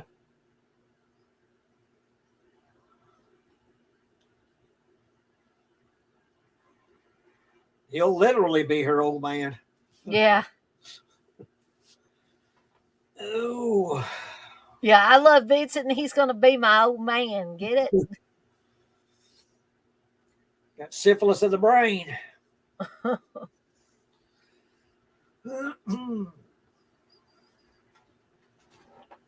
This pecker don't work.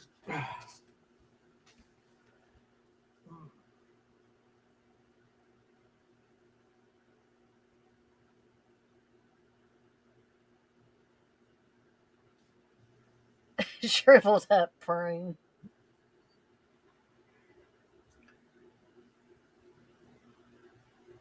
I think maybe I'm a little bit ahead of you, but not much. Just Yeah, a few seconds. a few Maybe. seconds ahead of you.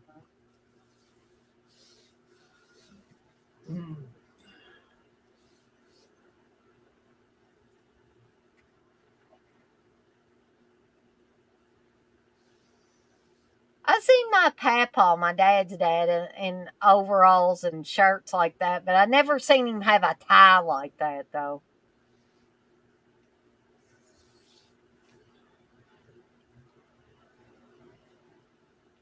There was I don't think he ever taught anything. He would drive the bus, but he was the husband of my drama teacher in high school, Edmund Schuster. And I have never, well, he passed away a few years ago, but I don't think I ever in my life saw Edmund Schuster in anything but overalls. Yeah, that same thing. Same thing with my papa. I don't ever remember seeing him in anything but overalls, except I gotta tell this, and God rest his soul. He's of course no longer with us, and I don't think he would mind me telling this anyway. But my papa injured himself at one time. He used to log, and basically his thumb got mashed almost all the way off when he was logging, and he of course had to go to the hospital, and they graft skin from his upper thigh and put on his thumb in an attempt to kind of try to fix it a little bit. And so when he came home from the hospital, of course, he had that spot where they had taken some skin grafts. And so it was sore. And so he was supposed to wear loose fitting clothing. Well, everybody knows what a house dress is, right? My gran used to wear house dresses, and because those were loose fitting and stuff, she had my papa put one of those on Yeah. when he was recovering from having the skin grafts. So he walked out of the bedroom. There's my papa, he's obviously a man with my grand's house dress on. And I'll never ever forget that, ever. But I just had to tell that story. That was probably the only time I seen him out of overalls was that time. And I asked Anna because she's in Crystal. She's the woman that gets she Anna Schuster was his daughter. Uh, the man I'm talking about, Edmund Schuster, his daughter, and she's the girl that gets killed in the bed in Crystal. Right. Anyway, she said they buried him in his overalls. I said, I never saw Mr. Schuster out of his overalls because, well, we buried him in them. Yeah, my papa was buried in his overalls too. I mean, Papa was a farmer through and through. I mean, that's all he ever did was he farmed. He grew tobacco when tobacco was a, a good, a crop to be growing, and he made a lot of money at it. And when my dad was growing up, they had animals on the farm and stuff. Well, that was So, Mr. Schuster too, and then particularly in later years, that's what he did. He was a farmer and had cattle and all that, but always in overalls.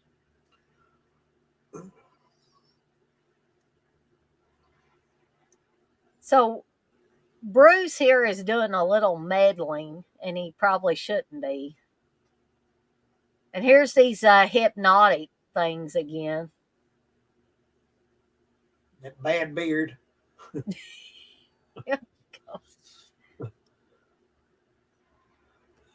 That is a terrible. It is pretty awful. It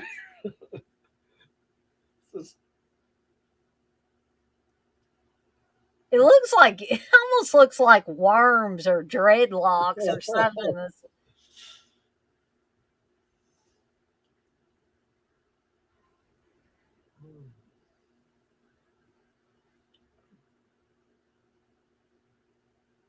But these swirly things and psychedelic lights make them happy. Evidently, they calm their animals, I guess you would call Yeah. them.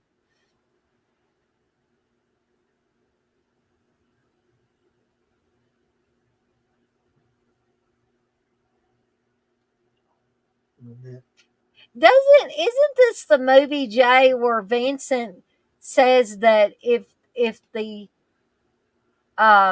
animals, and for their purposes, people are their animals, if they're scared that it spoils the meat somehow, I think that, yeah, I think that and so that's they want to keep them happy and calm.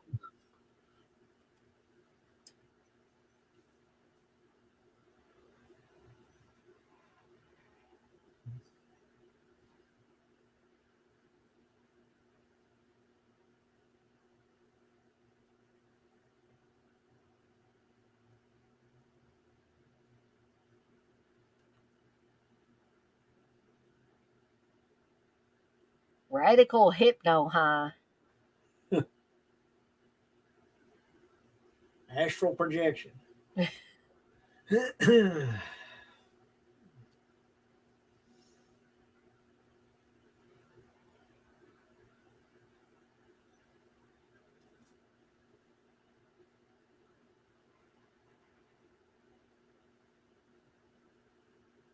Well, these guys probably were into hallucinogenic substances, I would imagine. So this is probably just right up their alley.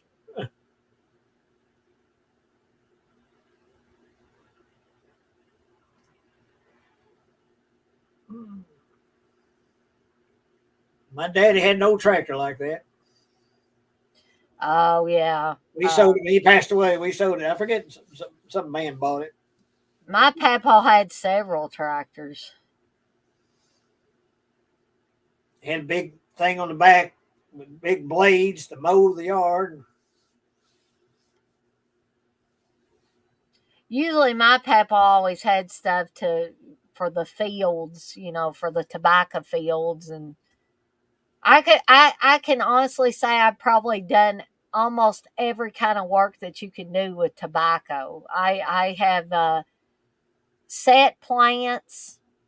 I've reset plants, which I got all the hard labor with that. My papa basically, I went out with him and he said, "Okay, Dad, we're going to reset these plants." Because sometimes when you set plants, some of them die for whatever reason, and so you actually go out, take a new plant, and he would dig the hole. And I was younger, so I was a kid. I got the job of bending down and putting the plant in the hole, and then he would take his shoe and kind of tap down the ground a little bit around the plant, and then we'd go the next one and the next one. Huh. So I did that for a while.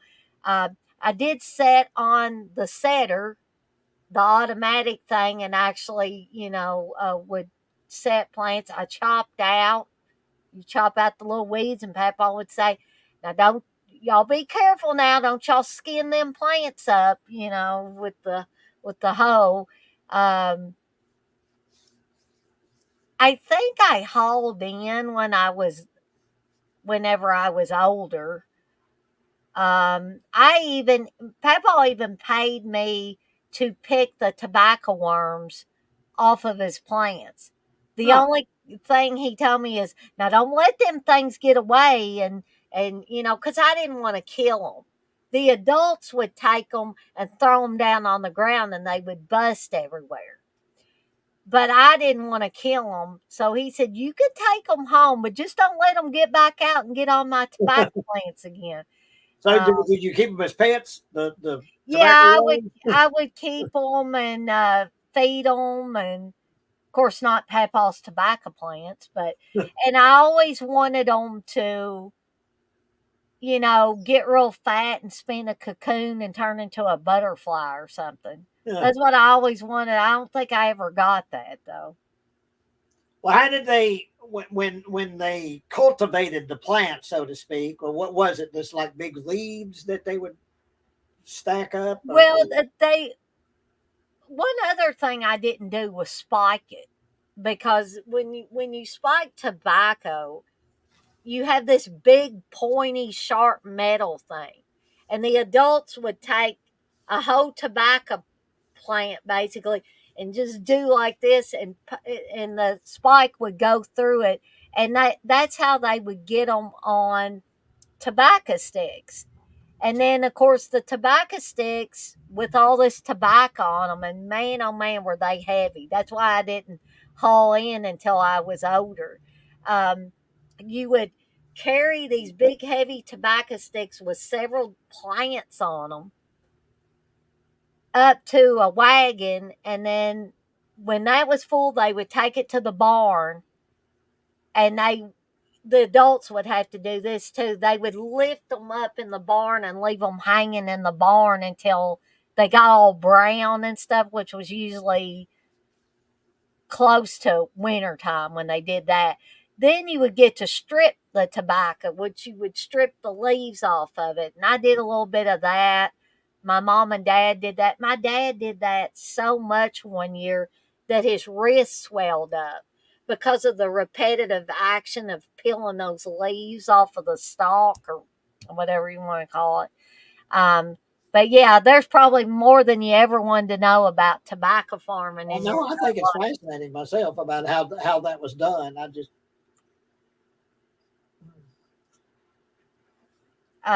Blissful says, my grandfather had work clothes for farm and garden. Then he dressed to the nines when he went out to church or grocery shopping. Mhm. Well, see, my papa never, I don't think he ever went to church. And I'm not saying he didn't believe in God or anything. He just wasn't a church going man. And my granddaddy, my mom's dad, was not a church going man either, really.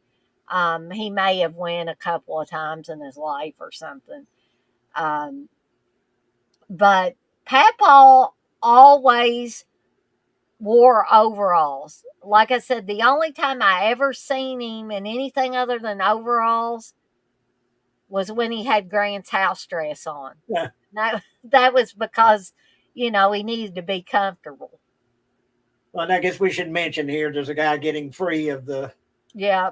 getting out of the hole I there. believe that's Bo. I believe that's Terry's. Mm. That was her old man before she wanted to marry Vincent. Mm.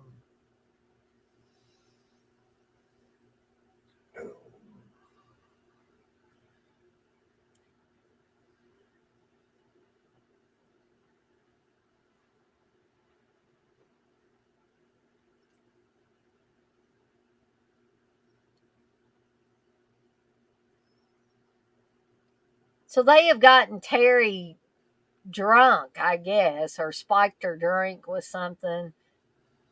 And so she's very sleepy. And Bruce knows that, she's in danger. So he's wanting to get her out of here. So they're actually cleaning the livestock right here.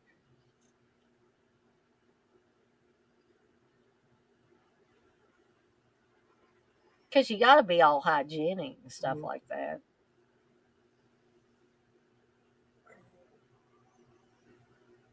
There's a torso.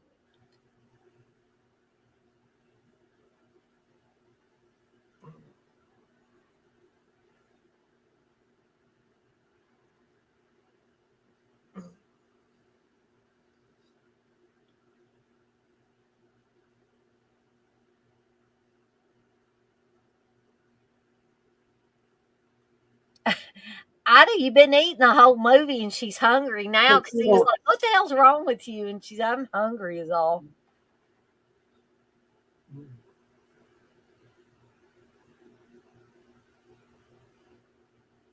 He says, go get something to eat, but make it snappy.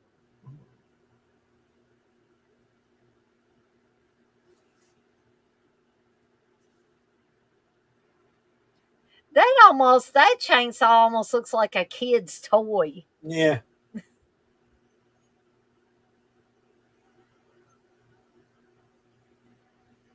Holy crap. She likes her whipped cream. Olympia beer. Yeah. Steve says they don't even make that anymore. That's an old beer.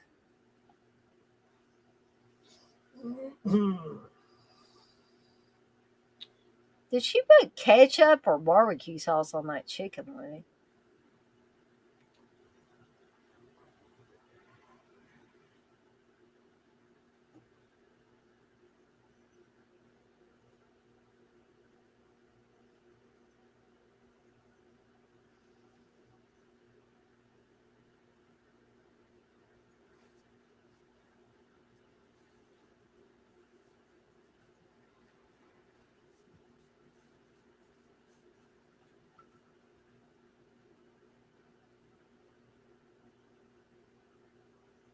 So there's a little bit of a psycho element and a Texas Chainsaw Massacre element both in this because Bruce is telling her that there's cars that he sunk in the lake, and there were also some cars that were almost like they were trying to hide them on Texas Chainsaw Massacre. If you remember the scene where they're kind of the couple is creeping around the chainsaw house and they find all these cars kind of buried under leaves and stuff.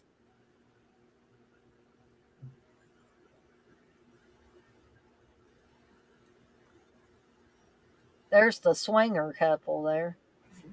So basically, Bo is letting all these people loose.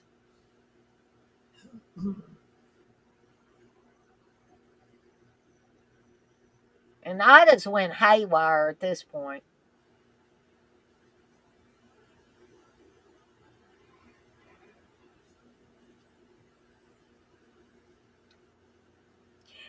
Somehow, though, this shot is kind of creepy. Well, they're almost like zombies, you know. Yeah. Of course, their throats are slit, so they're all. But then you got the swinger guy like still in that outfit he was in.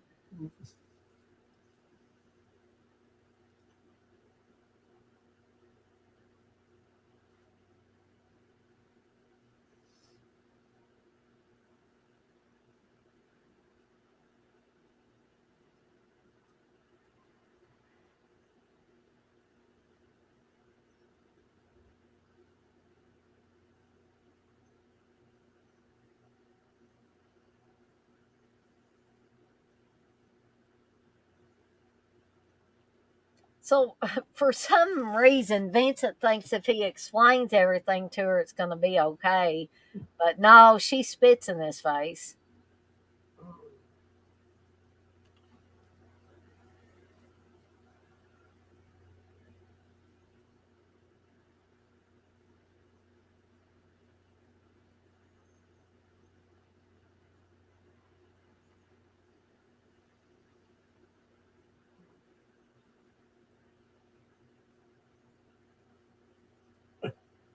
Still wearing that costume Yeah. with the I plastic, just thought, with the plastic skirt, and probably if you didn't have that, this scene would be a lot darker, or these scenes of them.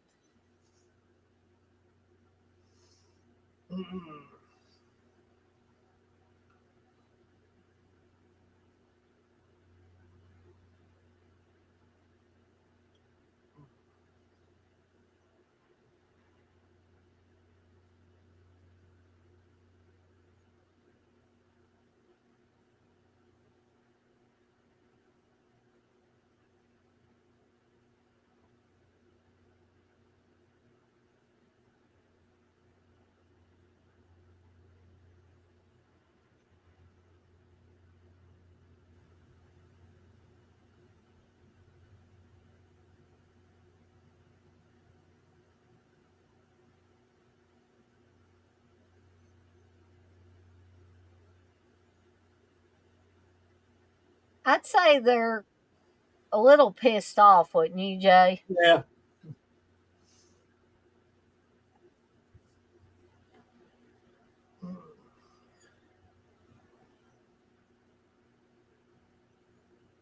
And so Vincent's equating what he's doing here with cleaning a fish.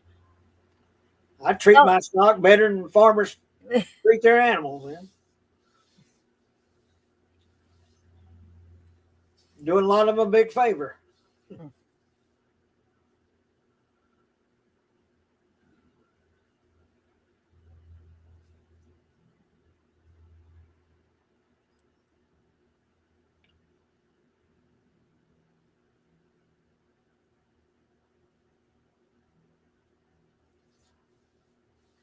And Too so many, he too many uses people in the world. yeah, he uses the excuse that there's too many people in the world. Not enough food. This takes care of both problems.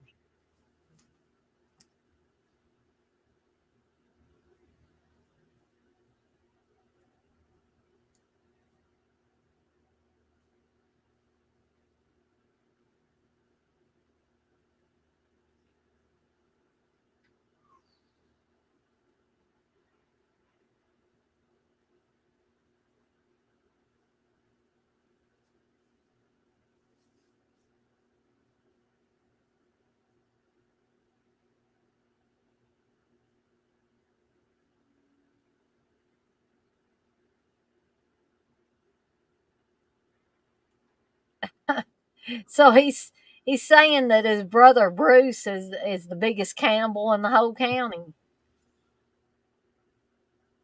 hanging them torsos up. Mm.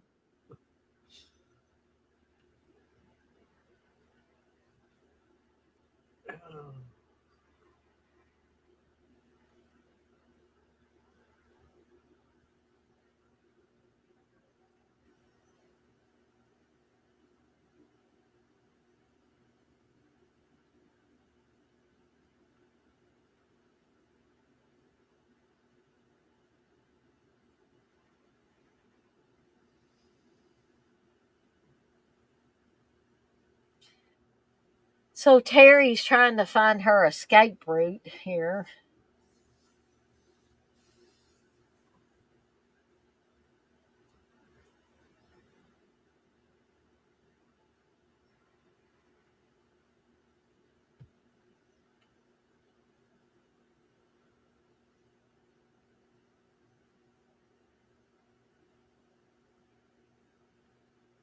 So he's, I guess gonna, in his own way, put Terry out of her misery because this world's just a miserable place.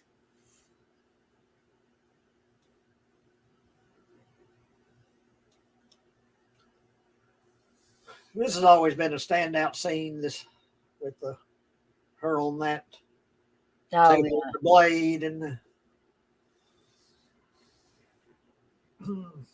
This and the upcoming scene.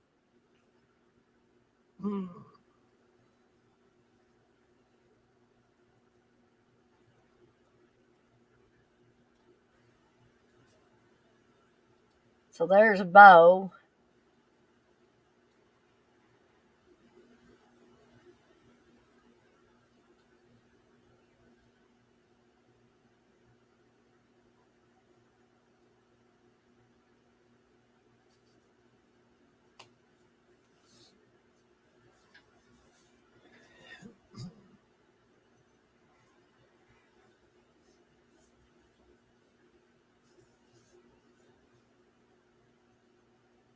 I wonder though how much of the fighting scenes that Rory Calhoun actually did in this, because he wasn't no spring chicken.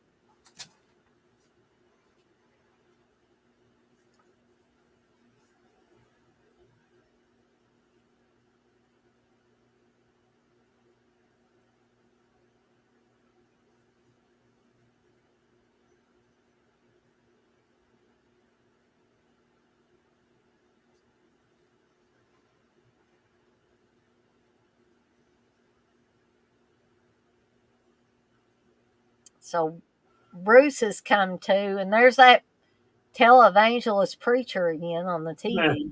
it's all that's ever on that TV. Yeah. Must be the only station they watch.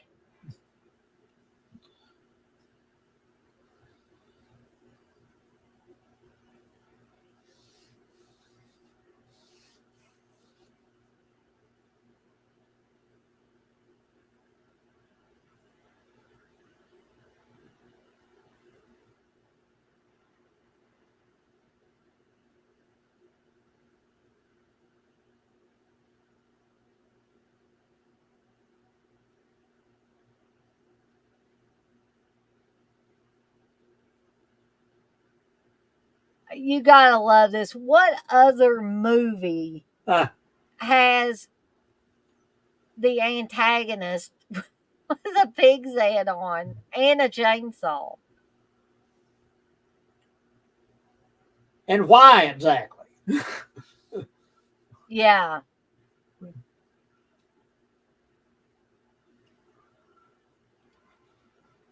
It seems to make no logical sense that he would do that, but it's just it's But it's great. great. No, Yeah. And like I say, it's an iconic image. That.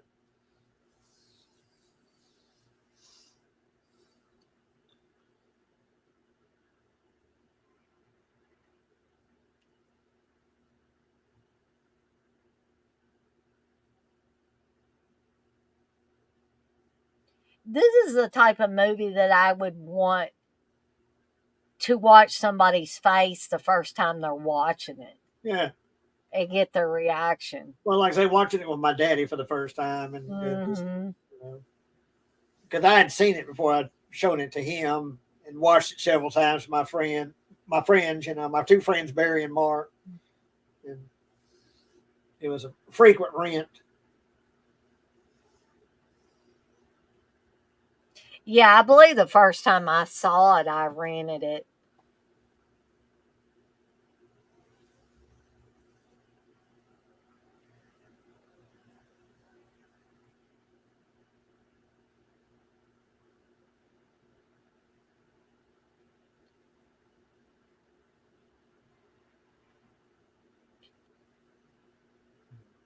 So speaking of it, we just saw the chainsaw go through a pig body. If anybody remembers watching Pieces, Oh when yeah, the girl is running around the locker room and she's got her pants on, but she's topless, and first she pees on herself, and then we see the chainsaw slice her very realistically. And for those of you that don't know how that was done, that was a pig carcass that was being cut through. And that scene, I don't know if that was a real pig carcass there, but it looked very similar to the cutting the girl in two scene on Pieces.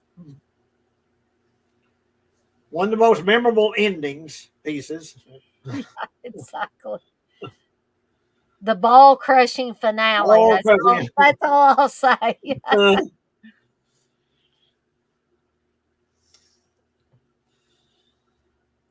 Probably the finest ball crushing scene ever in a movie. yeah.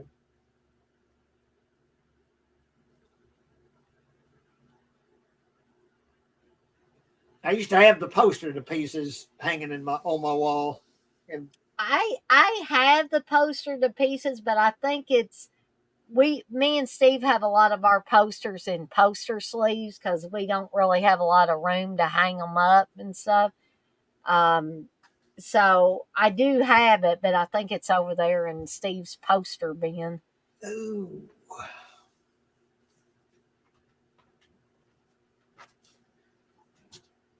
So we're gonna see or hear, depending on if you're watching this with subtitles or you're listening to the dialogue. Vincent's gonna make a confession uh here in a little bit. I don't think he's made it yet about something that he's ashamed of. And it's not about, kidnapping people and yeah. Well, cutting their vocal cords. and I won't say what it is. I won't spoil it. But is that something you try to stay away from, or is that a concern of yours? I'm almost ashamed to say I don't tend to think about it I too. don't really think about it too much. Yes. Probably should, Yeah. Everybody probably should. yeah, I don't really think too much about it. I'm sure it's in pretty much everything you eat these days, unless you eat it fresh off the farm or something. Oh yeah.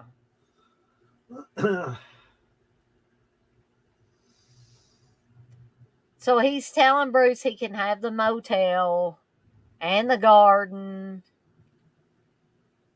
the secret garden where they kept the livestock. And it's my animals. You take care of my animals. Yeah.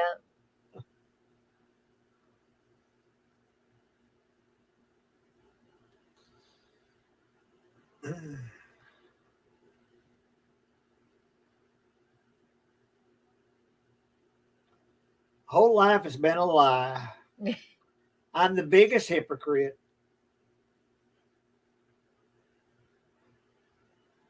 I'm the biggest hypocrite of them all. What do you mean?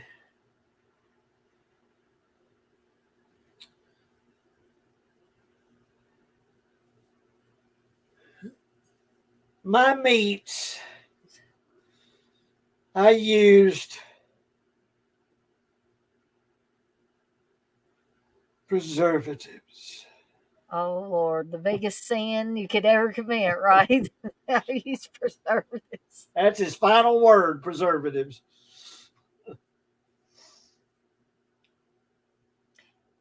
Super Batman Nerd, you say I would usually catch this late night Cinemax before Skinemax. Yeah.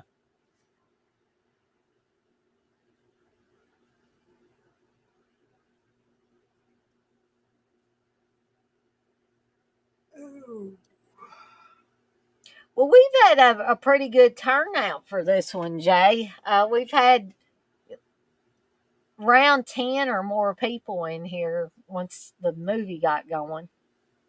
Well, like I say, this is one of the classics, Hmm. of this kind of movie, and this And I just, one of the I've most said fun. I've said it before, I'll say it again. I love introducing people to these movies because I love it when Blissful says, "Hey, I never seen a particular movie before, but I watched it and I love it," Yeah, or Kathy, introducing people Mhm. and we see what's happened to Ida. Yeah, yeah, exactly. That's Uh, she got buried ass up. I So, remember that was something that I thought was so funny first time I saw it.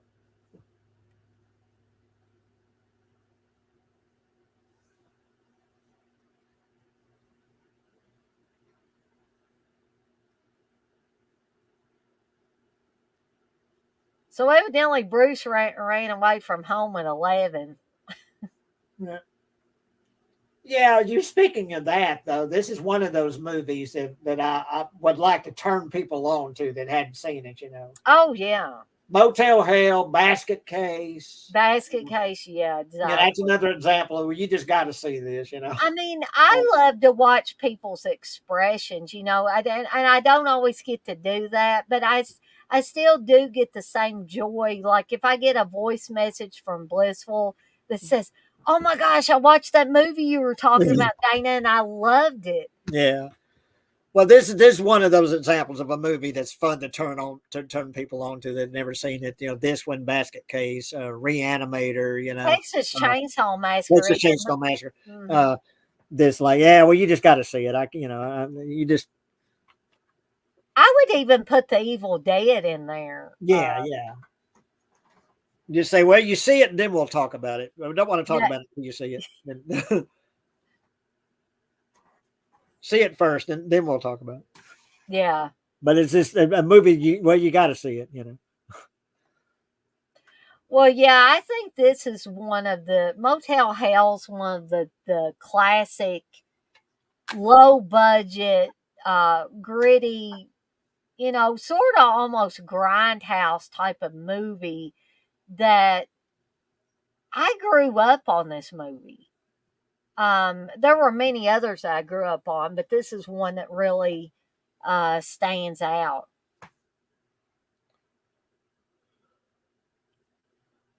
Hey, Chris. Chris says hi, all slash the like. Well, I guess I can finally talk about what I thought about Thanksgiving. Oh, yeah. I liked it. I had fun with it. I thought it was a nice homage to 80s slashers. Yeah. Had some good kills in it. Had some memorable deaths in it.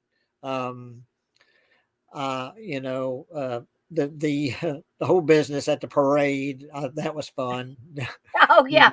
That I don't want to give it away for Yeah.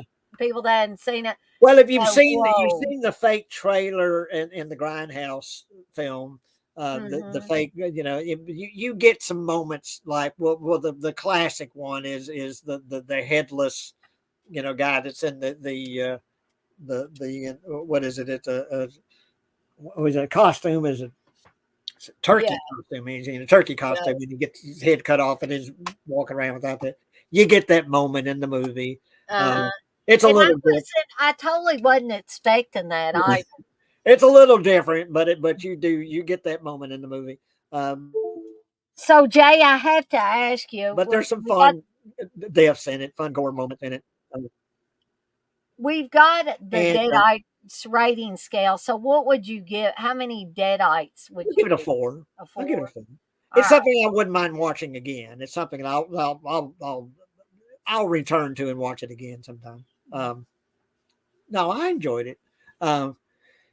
Not great, but I think it it achieved what it set out to do, is to kind of make sort of a homage to the old Exactly. 80s slasher films, even though it kind of takes place in modern day, but it has that feel of like an 80s slasher film.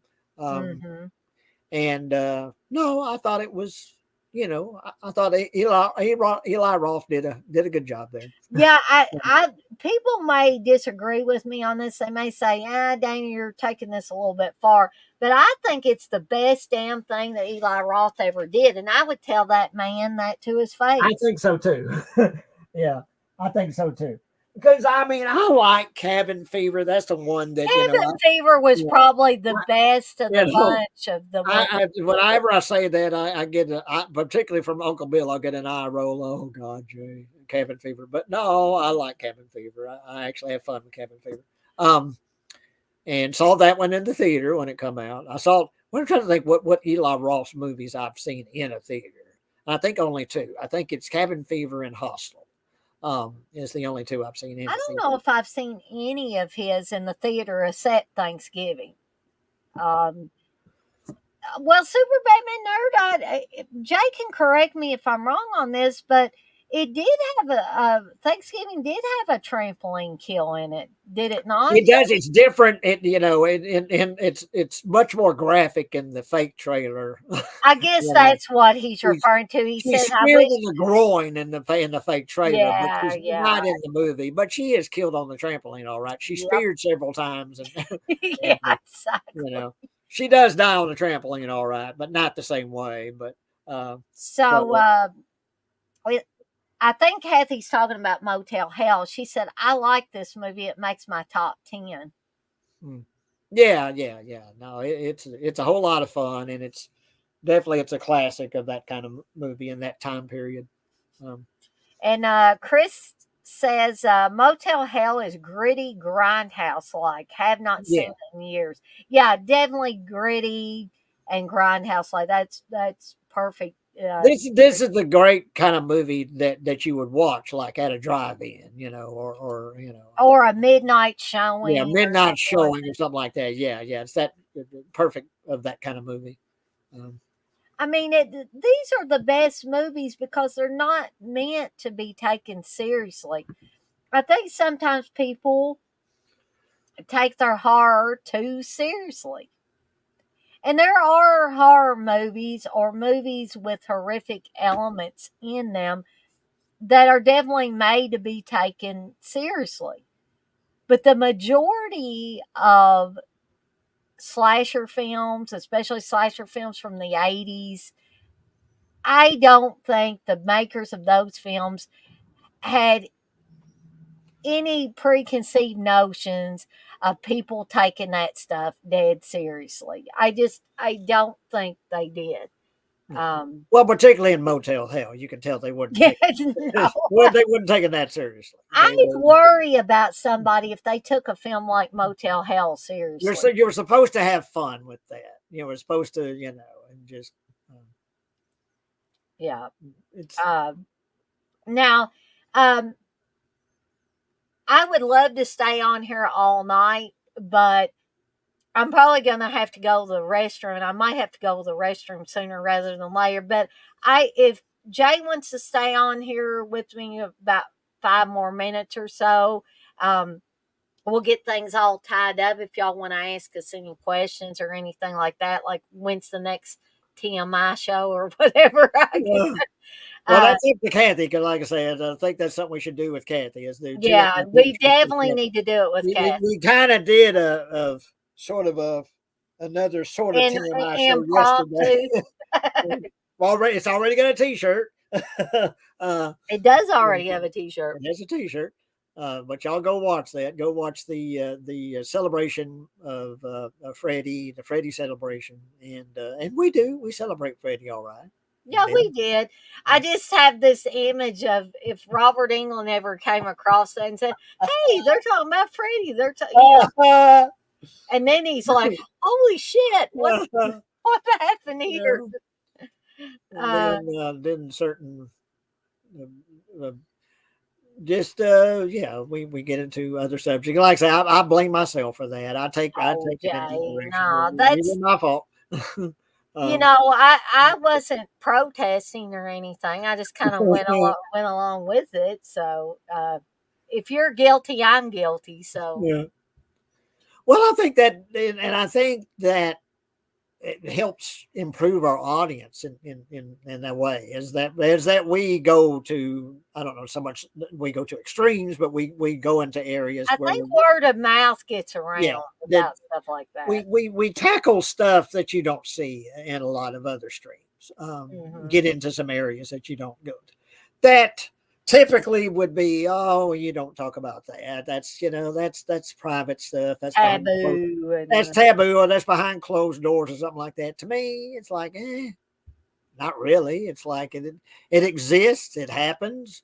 People participate in this activity. Why not talk about it? yeah, You exactly. know? Why do we Uh, want to pretend like this stuff doesn't happen, doesn't yeah. exist? You know, Yeah. how do people think babies get created? You know, if there was not sex, babies would not get created. Sorry to have to tell you guys and gals that. Well, and it's not just so much that, but also just talking about the subject of sex, or the different activities one would participate Yeah. in that area. Um, Or the tools of the trade that you Bills of the trade, yeah. Um, but why not talk about that? In an adult forum, with an adult audience, why right, not discuss those things? right. Because sometimes you learn something. I mean, in And- my well, videos and streams are always marked as not for yeah, kids yeah, because I never know what we're going to talk about, and it's you and my content in general, even without me and Jay talking about sexual activity. This stuff is really not for kids. It's not. It's we have people chatting in here that are adults. Me and Jay are adults. If TJ's on here, TJ's an adult. I don't have kids on here. And we generally don't have kids in the chat except Jay's niece that ended up accidentally on yeah. there one day. And Jay got her off of there pretty quickly. Mhm. Well, Kathy did, because she was there with Kathy, and just, Right. I think of what it was is Dorothy had heard my voice, Yeah, yeah. That's Uncle Jay. and saw me, I guess, and oh, Uncle Jay, and but but yeah, it's just, um, we don't get too graphic about it or anything, or sometimes I get a little graphic, but not very not I very don't much. think we Um, get you know, pornographic Not though. pornographic. We were talking about specific things that we enjoy and all. I think of it as like, some people might think Dr. Ruth was explicit, Yeah, but I think of us as like, uh, I don't really want to say generic, but the uh, the stepchild of Dr. Ruth or something. yeah, Uh, I think that Jay, when Jay talks about a lot of stuff, he was like a young man in training. When he talks about stuff, it's like I think that I said this before. I'll say it again. I think it's great that Jay had someone of the female persuasion to guide him in his younger years. Um, Not everybody has that opportunity to have that learning experience on, I guess, such a physical level. You can watch all the videos you want. You can have as many sex education classes as you want. It's not the same. And yeah. I think Jay would agree with me on that. Right, right. Well, Uh, and it had it to be treated almost literally like sex education. It's just like, yeah. I mean, I was literally educated. Uh, just uh, without a textbook. You yeah, just don't have a exactly. textbook. It was, it, showing and telling and then actual doing. um, but yeah, I do think my experience was unique in that area. I'm sure that that's happened before, but I do Yeah, think. but you're the first person that I know of that is open enough to discuss it. And I think that's great. I don't think there's anything dirty. I don't think there's anything sleazy. I don't think there's anything inappropriate as long as there's only adults in here Yeah, yeah, talking about it. yeah. Now, if there was a 10-year-old child in here, yeah, that would be inappropriate, and I would never want that to happen. Mhm. Um, But so yeah, but like when I guess Kathy will contact you, you contact her because I know y'all talk to each other sometimes. You she kind of says she's game for a TMI show. let me know what day you think would be a good day for that. When you talk to her, what day would be good for her, and we'll do that TMI thing. And it won't be just talking about sex. It'll be just No, uh, I got some alcohol related alcohol ones related that don't have stories and stuff anything like to that. do with Yeah. sex. But I'm sure we'll get into that area all right. Because like I say, Kathy can certainly some weave some tails. And Kathy says, let's discuss trains. Toot toot. well, uh, yeah.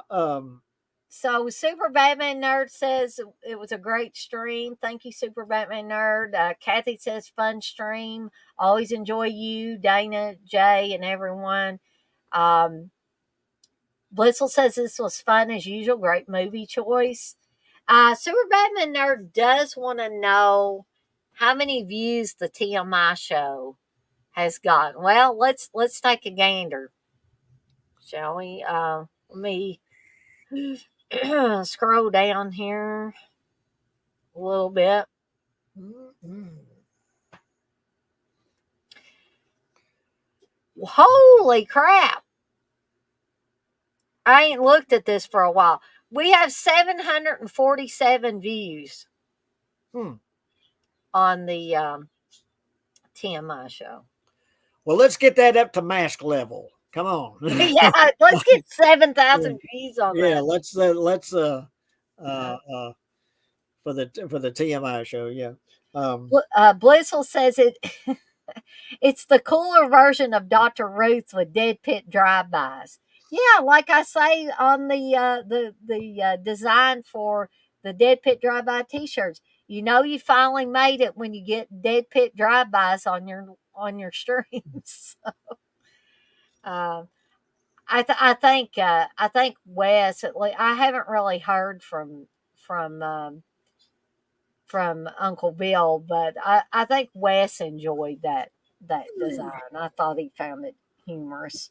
Well, Uh, before you sign off, you should mhm. mention, or I'll mention, tomorrow is Groundhog Day, Yes, it um, is. and then you're going to do the uh, what is it, Captain Howdy burger With Faith fries.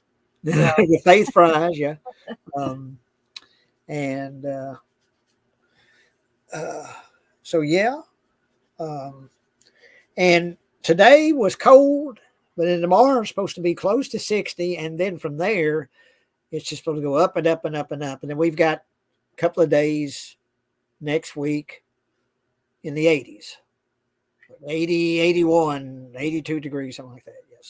That just So, like it may not blow Jay's mind, but it blows my yeah. mind because I grew up in Kentucky and Yeah. not Texas. So Well, and in Texas, when we have crazy weather, in like I say, summers is just like, well, it'll be 3 months straight, 100 degrees every single day, uh, mhm. during the summer. Uh, Winters are usually mild. We had what we call snowmageddon 3 years ago, where it was 200 something hours below freezing temperatures, and we had a lot of snow and ice, and people went without electricity for like weeks at a time. And there's some people who died. Some people literally froze to Now death. that's not good Some at people, all. literally. In fact, there was an old gentleman. He was a homeless guy. He lived in his truck, and he would get like some kind of Social Security or check or something like that, like several $1,000s a month, and he never cashed them. But he lived in his truck with his dog. He had a little dog, and during that snowmageddon, he froze to death in his truck. What about his dog?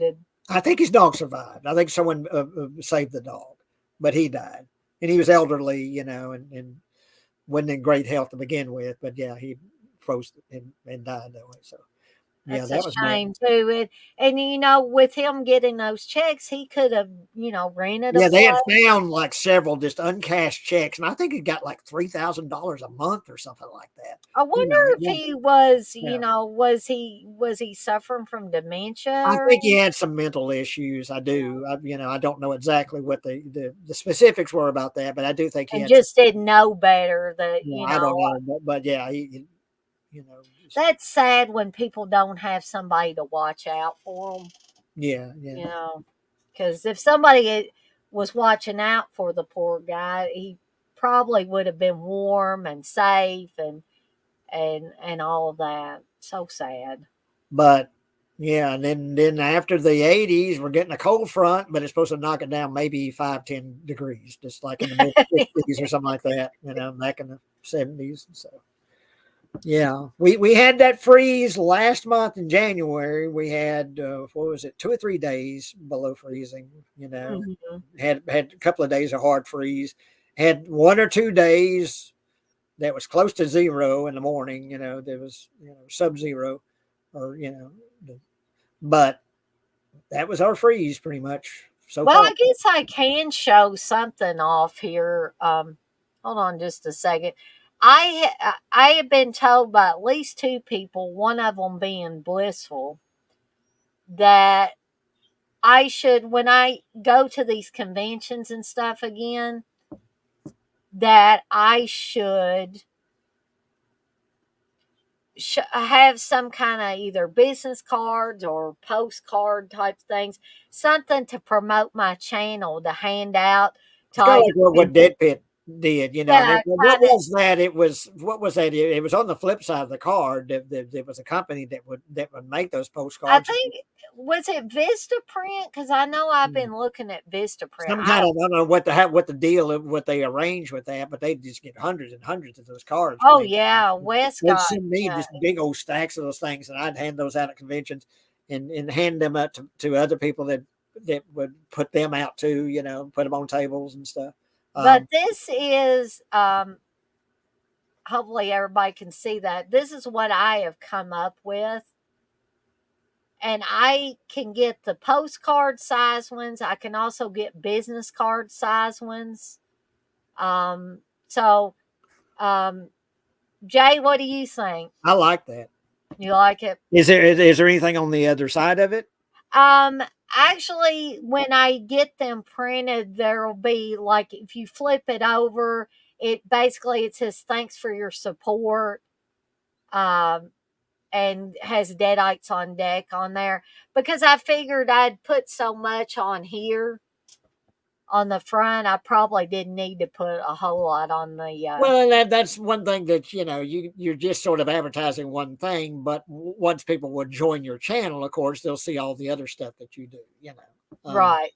Yeah. And I have the YouTube link for my channel and at the bottom, and this rather doctored up picture of me Yeah.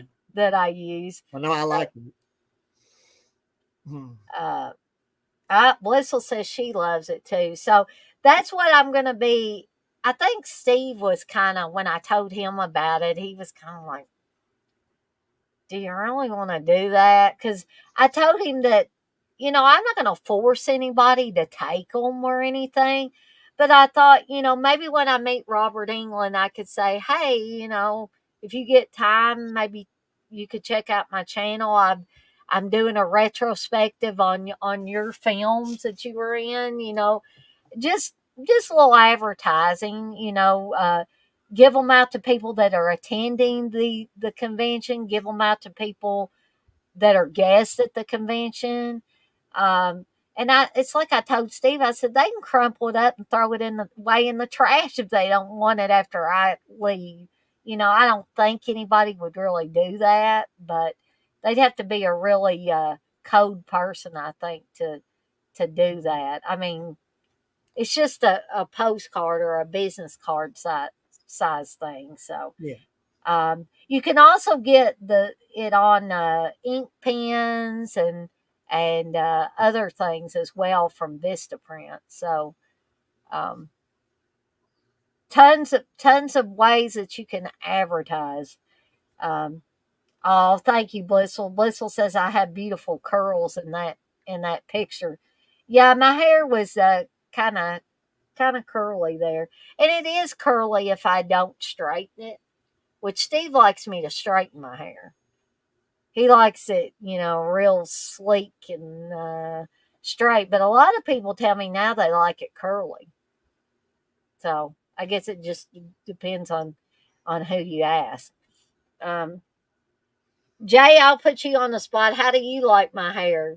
You've seen it straight and you've seen it curly, you've seen it back in the ponytail. I kind of like it when you let it down. Mm-hmm. When you let it down, and when you let it down over your shoulders, Mm-hmm. I like that. I need to start doing that again, but I've been kind of lazy, and so I've been putting it in a ponytail and just twisting it up in a bun. But yeah, a lot of guys like the long hair. Steve doesn't want me to get my hair cut short or anything like that. I said, well, you probably won't have to worry about that because I don't like it when my hair's very short because I think it makes my face look fat. Like I have a round face. I've always had a round face. Ain't anything I can do about that. Even when I was a skinny little kid, I still had a round face. So, well, thank you, Blissful. Curls are beautiful. I like the curls, and then sometimes I like to straighten it, and then I'll go back to get doing the curls again. And sometimes I'm just all out lazy, and like I don't want to fool with straightening my hair right now. I'm just gonna leave it as it is. I'll brush it, and if it gets in my face, I'll put it back in the ponytail. But before me and Jay get off here, I'll show off this design for people that I didn't was about to ask you to do that. get a good gander at it. Well, it's kind of there. We go. Let's. So you can see me and Jay there, our faces on Jack Nicholson and Shelley Duvall there. And instead of all work and no play makes Jack a dull boy, we've got all work and no play makes Jay a dull boy. And I don't, maybe Jay can tell me when I've got to the point where people can see this. I don't know. Yeah, like say, okay, now go a little bit to, I guess, would be your right. Go to your right just a little bit. There you go. There you go. Now we can see it pretty good. Okay, all right. Yeah, So right there. y'all We can catch see a it. good look because We can see it pretty good. Pretty good. Yeah. my knees are about to go here. Yeah. I'm fitting to be an Yeah. old lady. Yeah. So, oh, thank you, Kathy. Kathy says that she loves the card design as well. Mhm. Blizzle says she's gonna bring big hair back. I think you should, Blizzle. I really think you should. Kathy does say Vistaprint makes postcards, and yeah, I think that's the way I'm gonna go. But I don't know for sure if that's what Wes used for the Dead Pit stuff. Um, Blissful says it's an awesome shirt. Well, everybody, if you can afford it, go on over to. I'll put my damn T Public store. Uh, I'll put the link in the chat again for anybody that doesn't have it. So if you are financially able, I'm not telling anybody to go in debt just to buy the damn t-shirt designs that I've created. But if you are financially able and want to go over and get you a t-shirt, a tank, a mug, a pillow, a tote bag, whatever you want, even stickers and magnets for a few bucks. With all the many designs that I have, I'm not going to bore anybody with all the designs tonight. Well, I also should mention that, like with something like that, I guess any of your designs can also be done in just a plain print, just Yes, that you that can bring yeah, that it's frameable print, like a kind of like a poster, or it's yeah, sort of, yeah. like a, yeah. I'm Um, glad you mentioned that, Jay, because I always forget the which wall I would assume would be quite a bit cheaper to get them like that, to just get like a print done, or just art.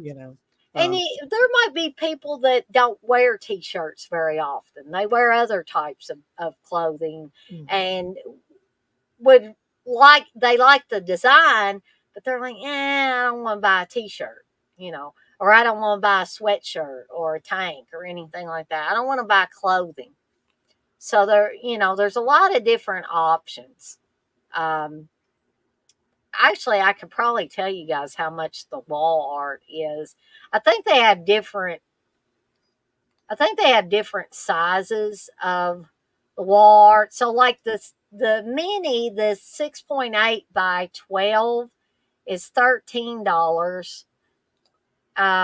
Well, I guess a lot of my designs, that's what it's offered in.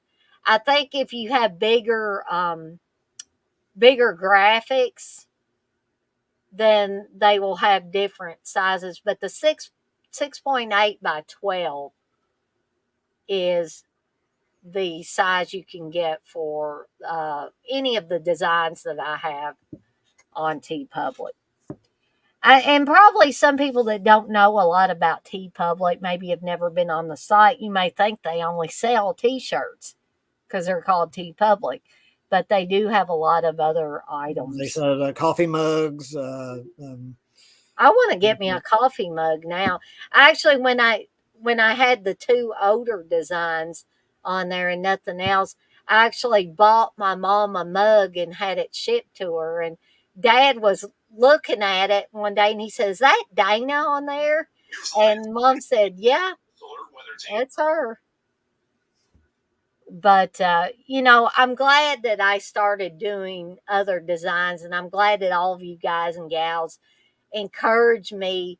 Hey, Dana, get in there and try some different designs because I'm really having a lot of fun doing these designs.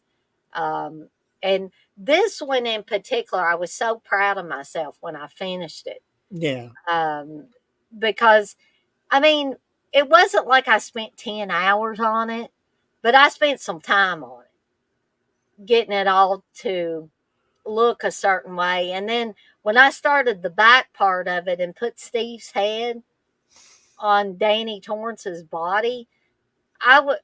It's a good thing I wasn't eating or drinking because it just became Uh, so funny to me that I was just like, while I was sitting there doing the design. I mean, I thought this was humorous too, me and Jay, but Steve on a little boy's body, his head on a little boy's body was just hilarious. Um, but I am really going to have to run to the restroom, so I hate to go because I could, like I said, I could stay on here with Jay and you other guys and gals here all night, but eventually I'd probably be asleep at the wheel. You know, well, give us a thumbs up, please. Give her a thumbs up, please. And Well, give Jay a thumbs up too, because he helps me out with quite a few of these things. But I do want to thank Jay for being on this watch along for Motel Hell, and I want to thank everybody that was in the chat tonight. We had a pretty full chat, and even the people that weren't chatting. There were people watching, so that's important as well. Some people don't feel comfortable with chatting, and I understand that. I used to didn't feel comfortable on camera, and I wouldn't be on camera. Now I don't give a shit. I just get on here and ramble on about whatever. Um, but anyway, me and Jay are going to skedaddle on out of here for the night. But don't forget to join me for the movie Munchies tomorrow at 3 p.m. Eastern Time for Captain Howdy Burgers with face fries. That's almost like a tongue twister there. And the watch along, as Jay said, will be for Groundhog Day, and that'll be starting at 7 p.m. Eastern time.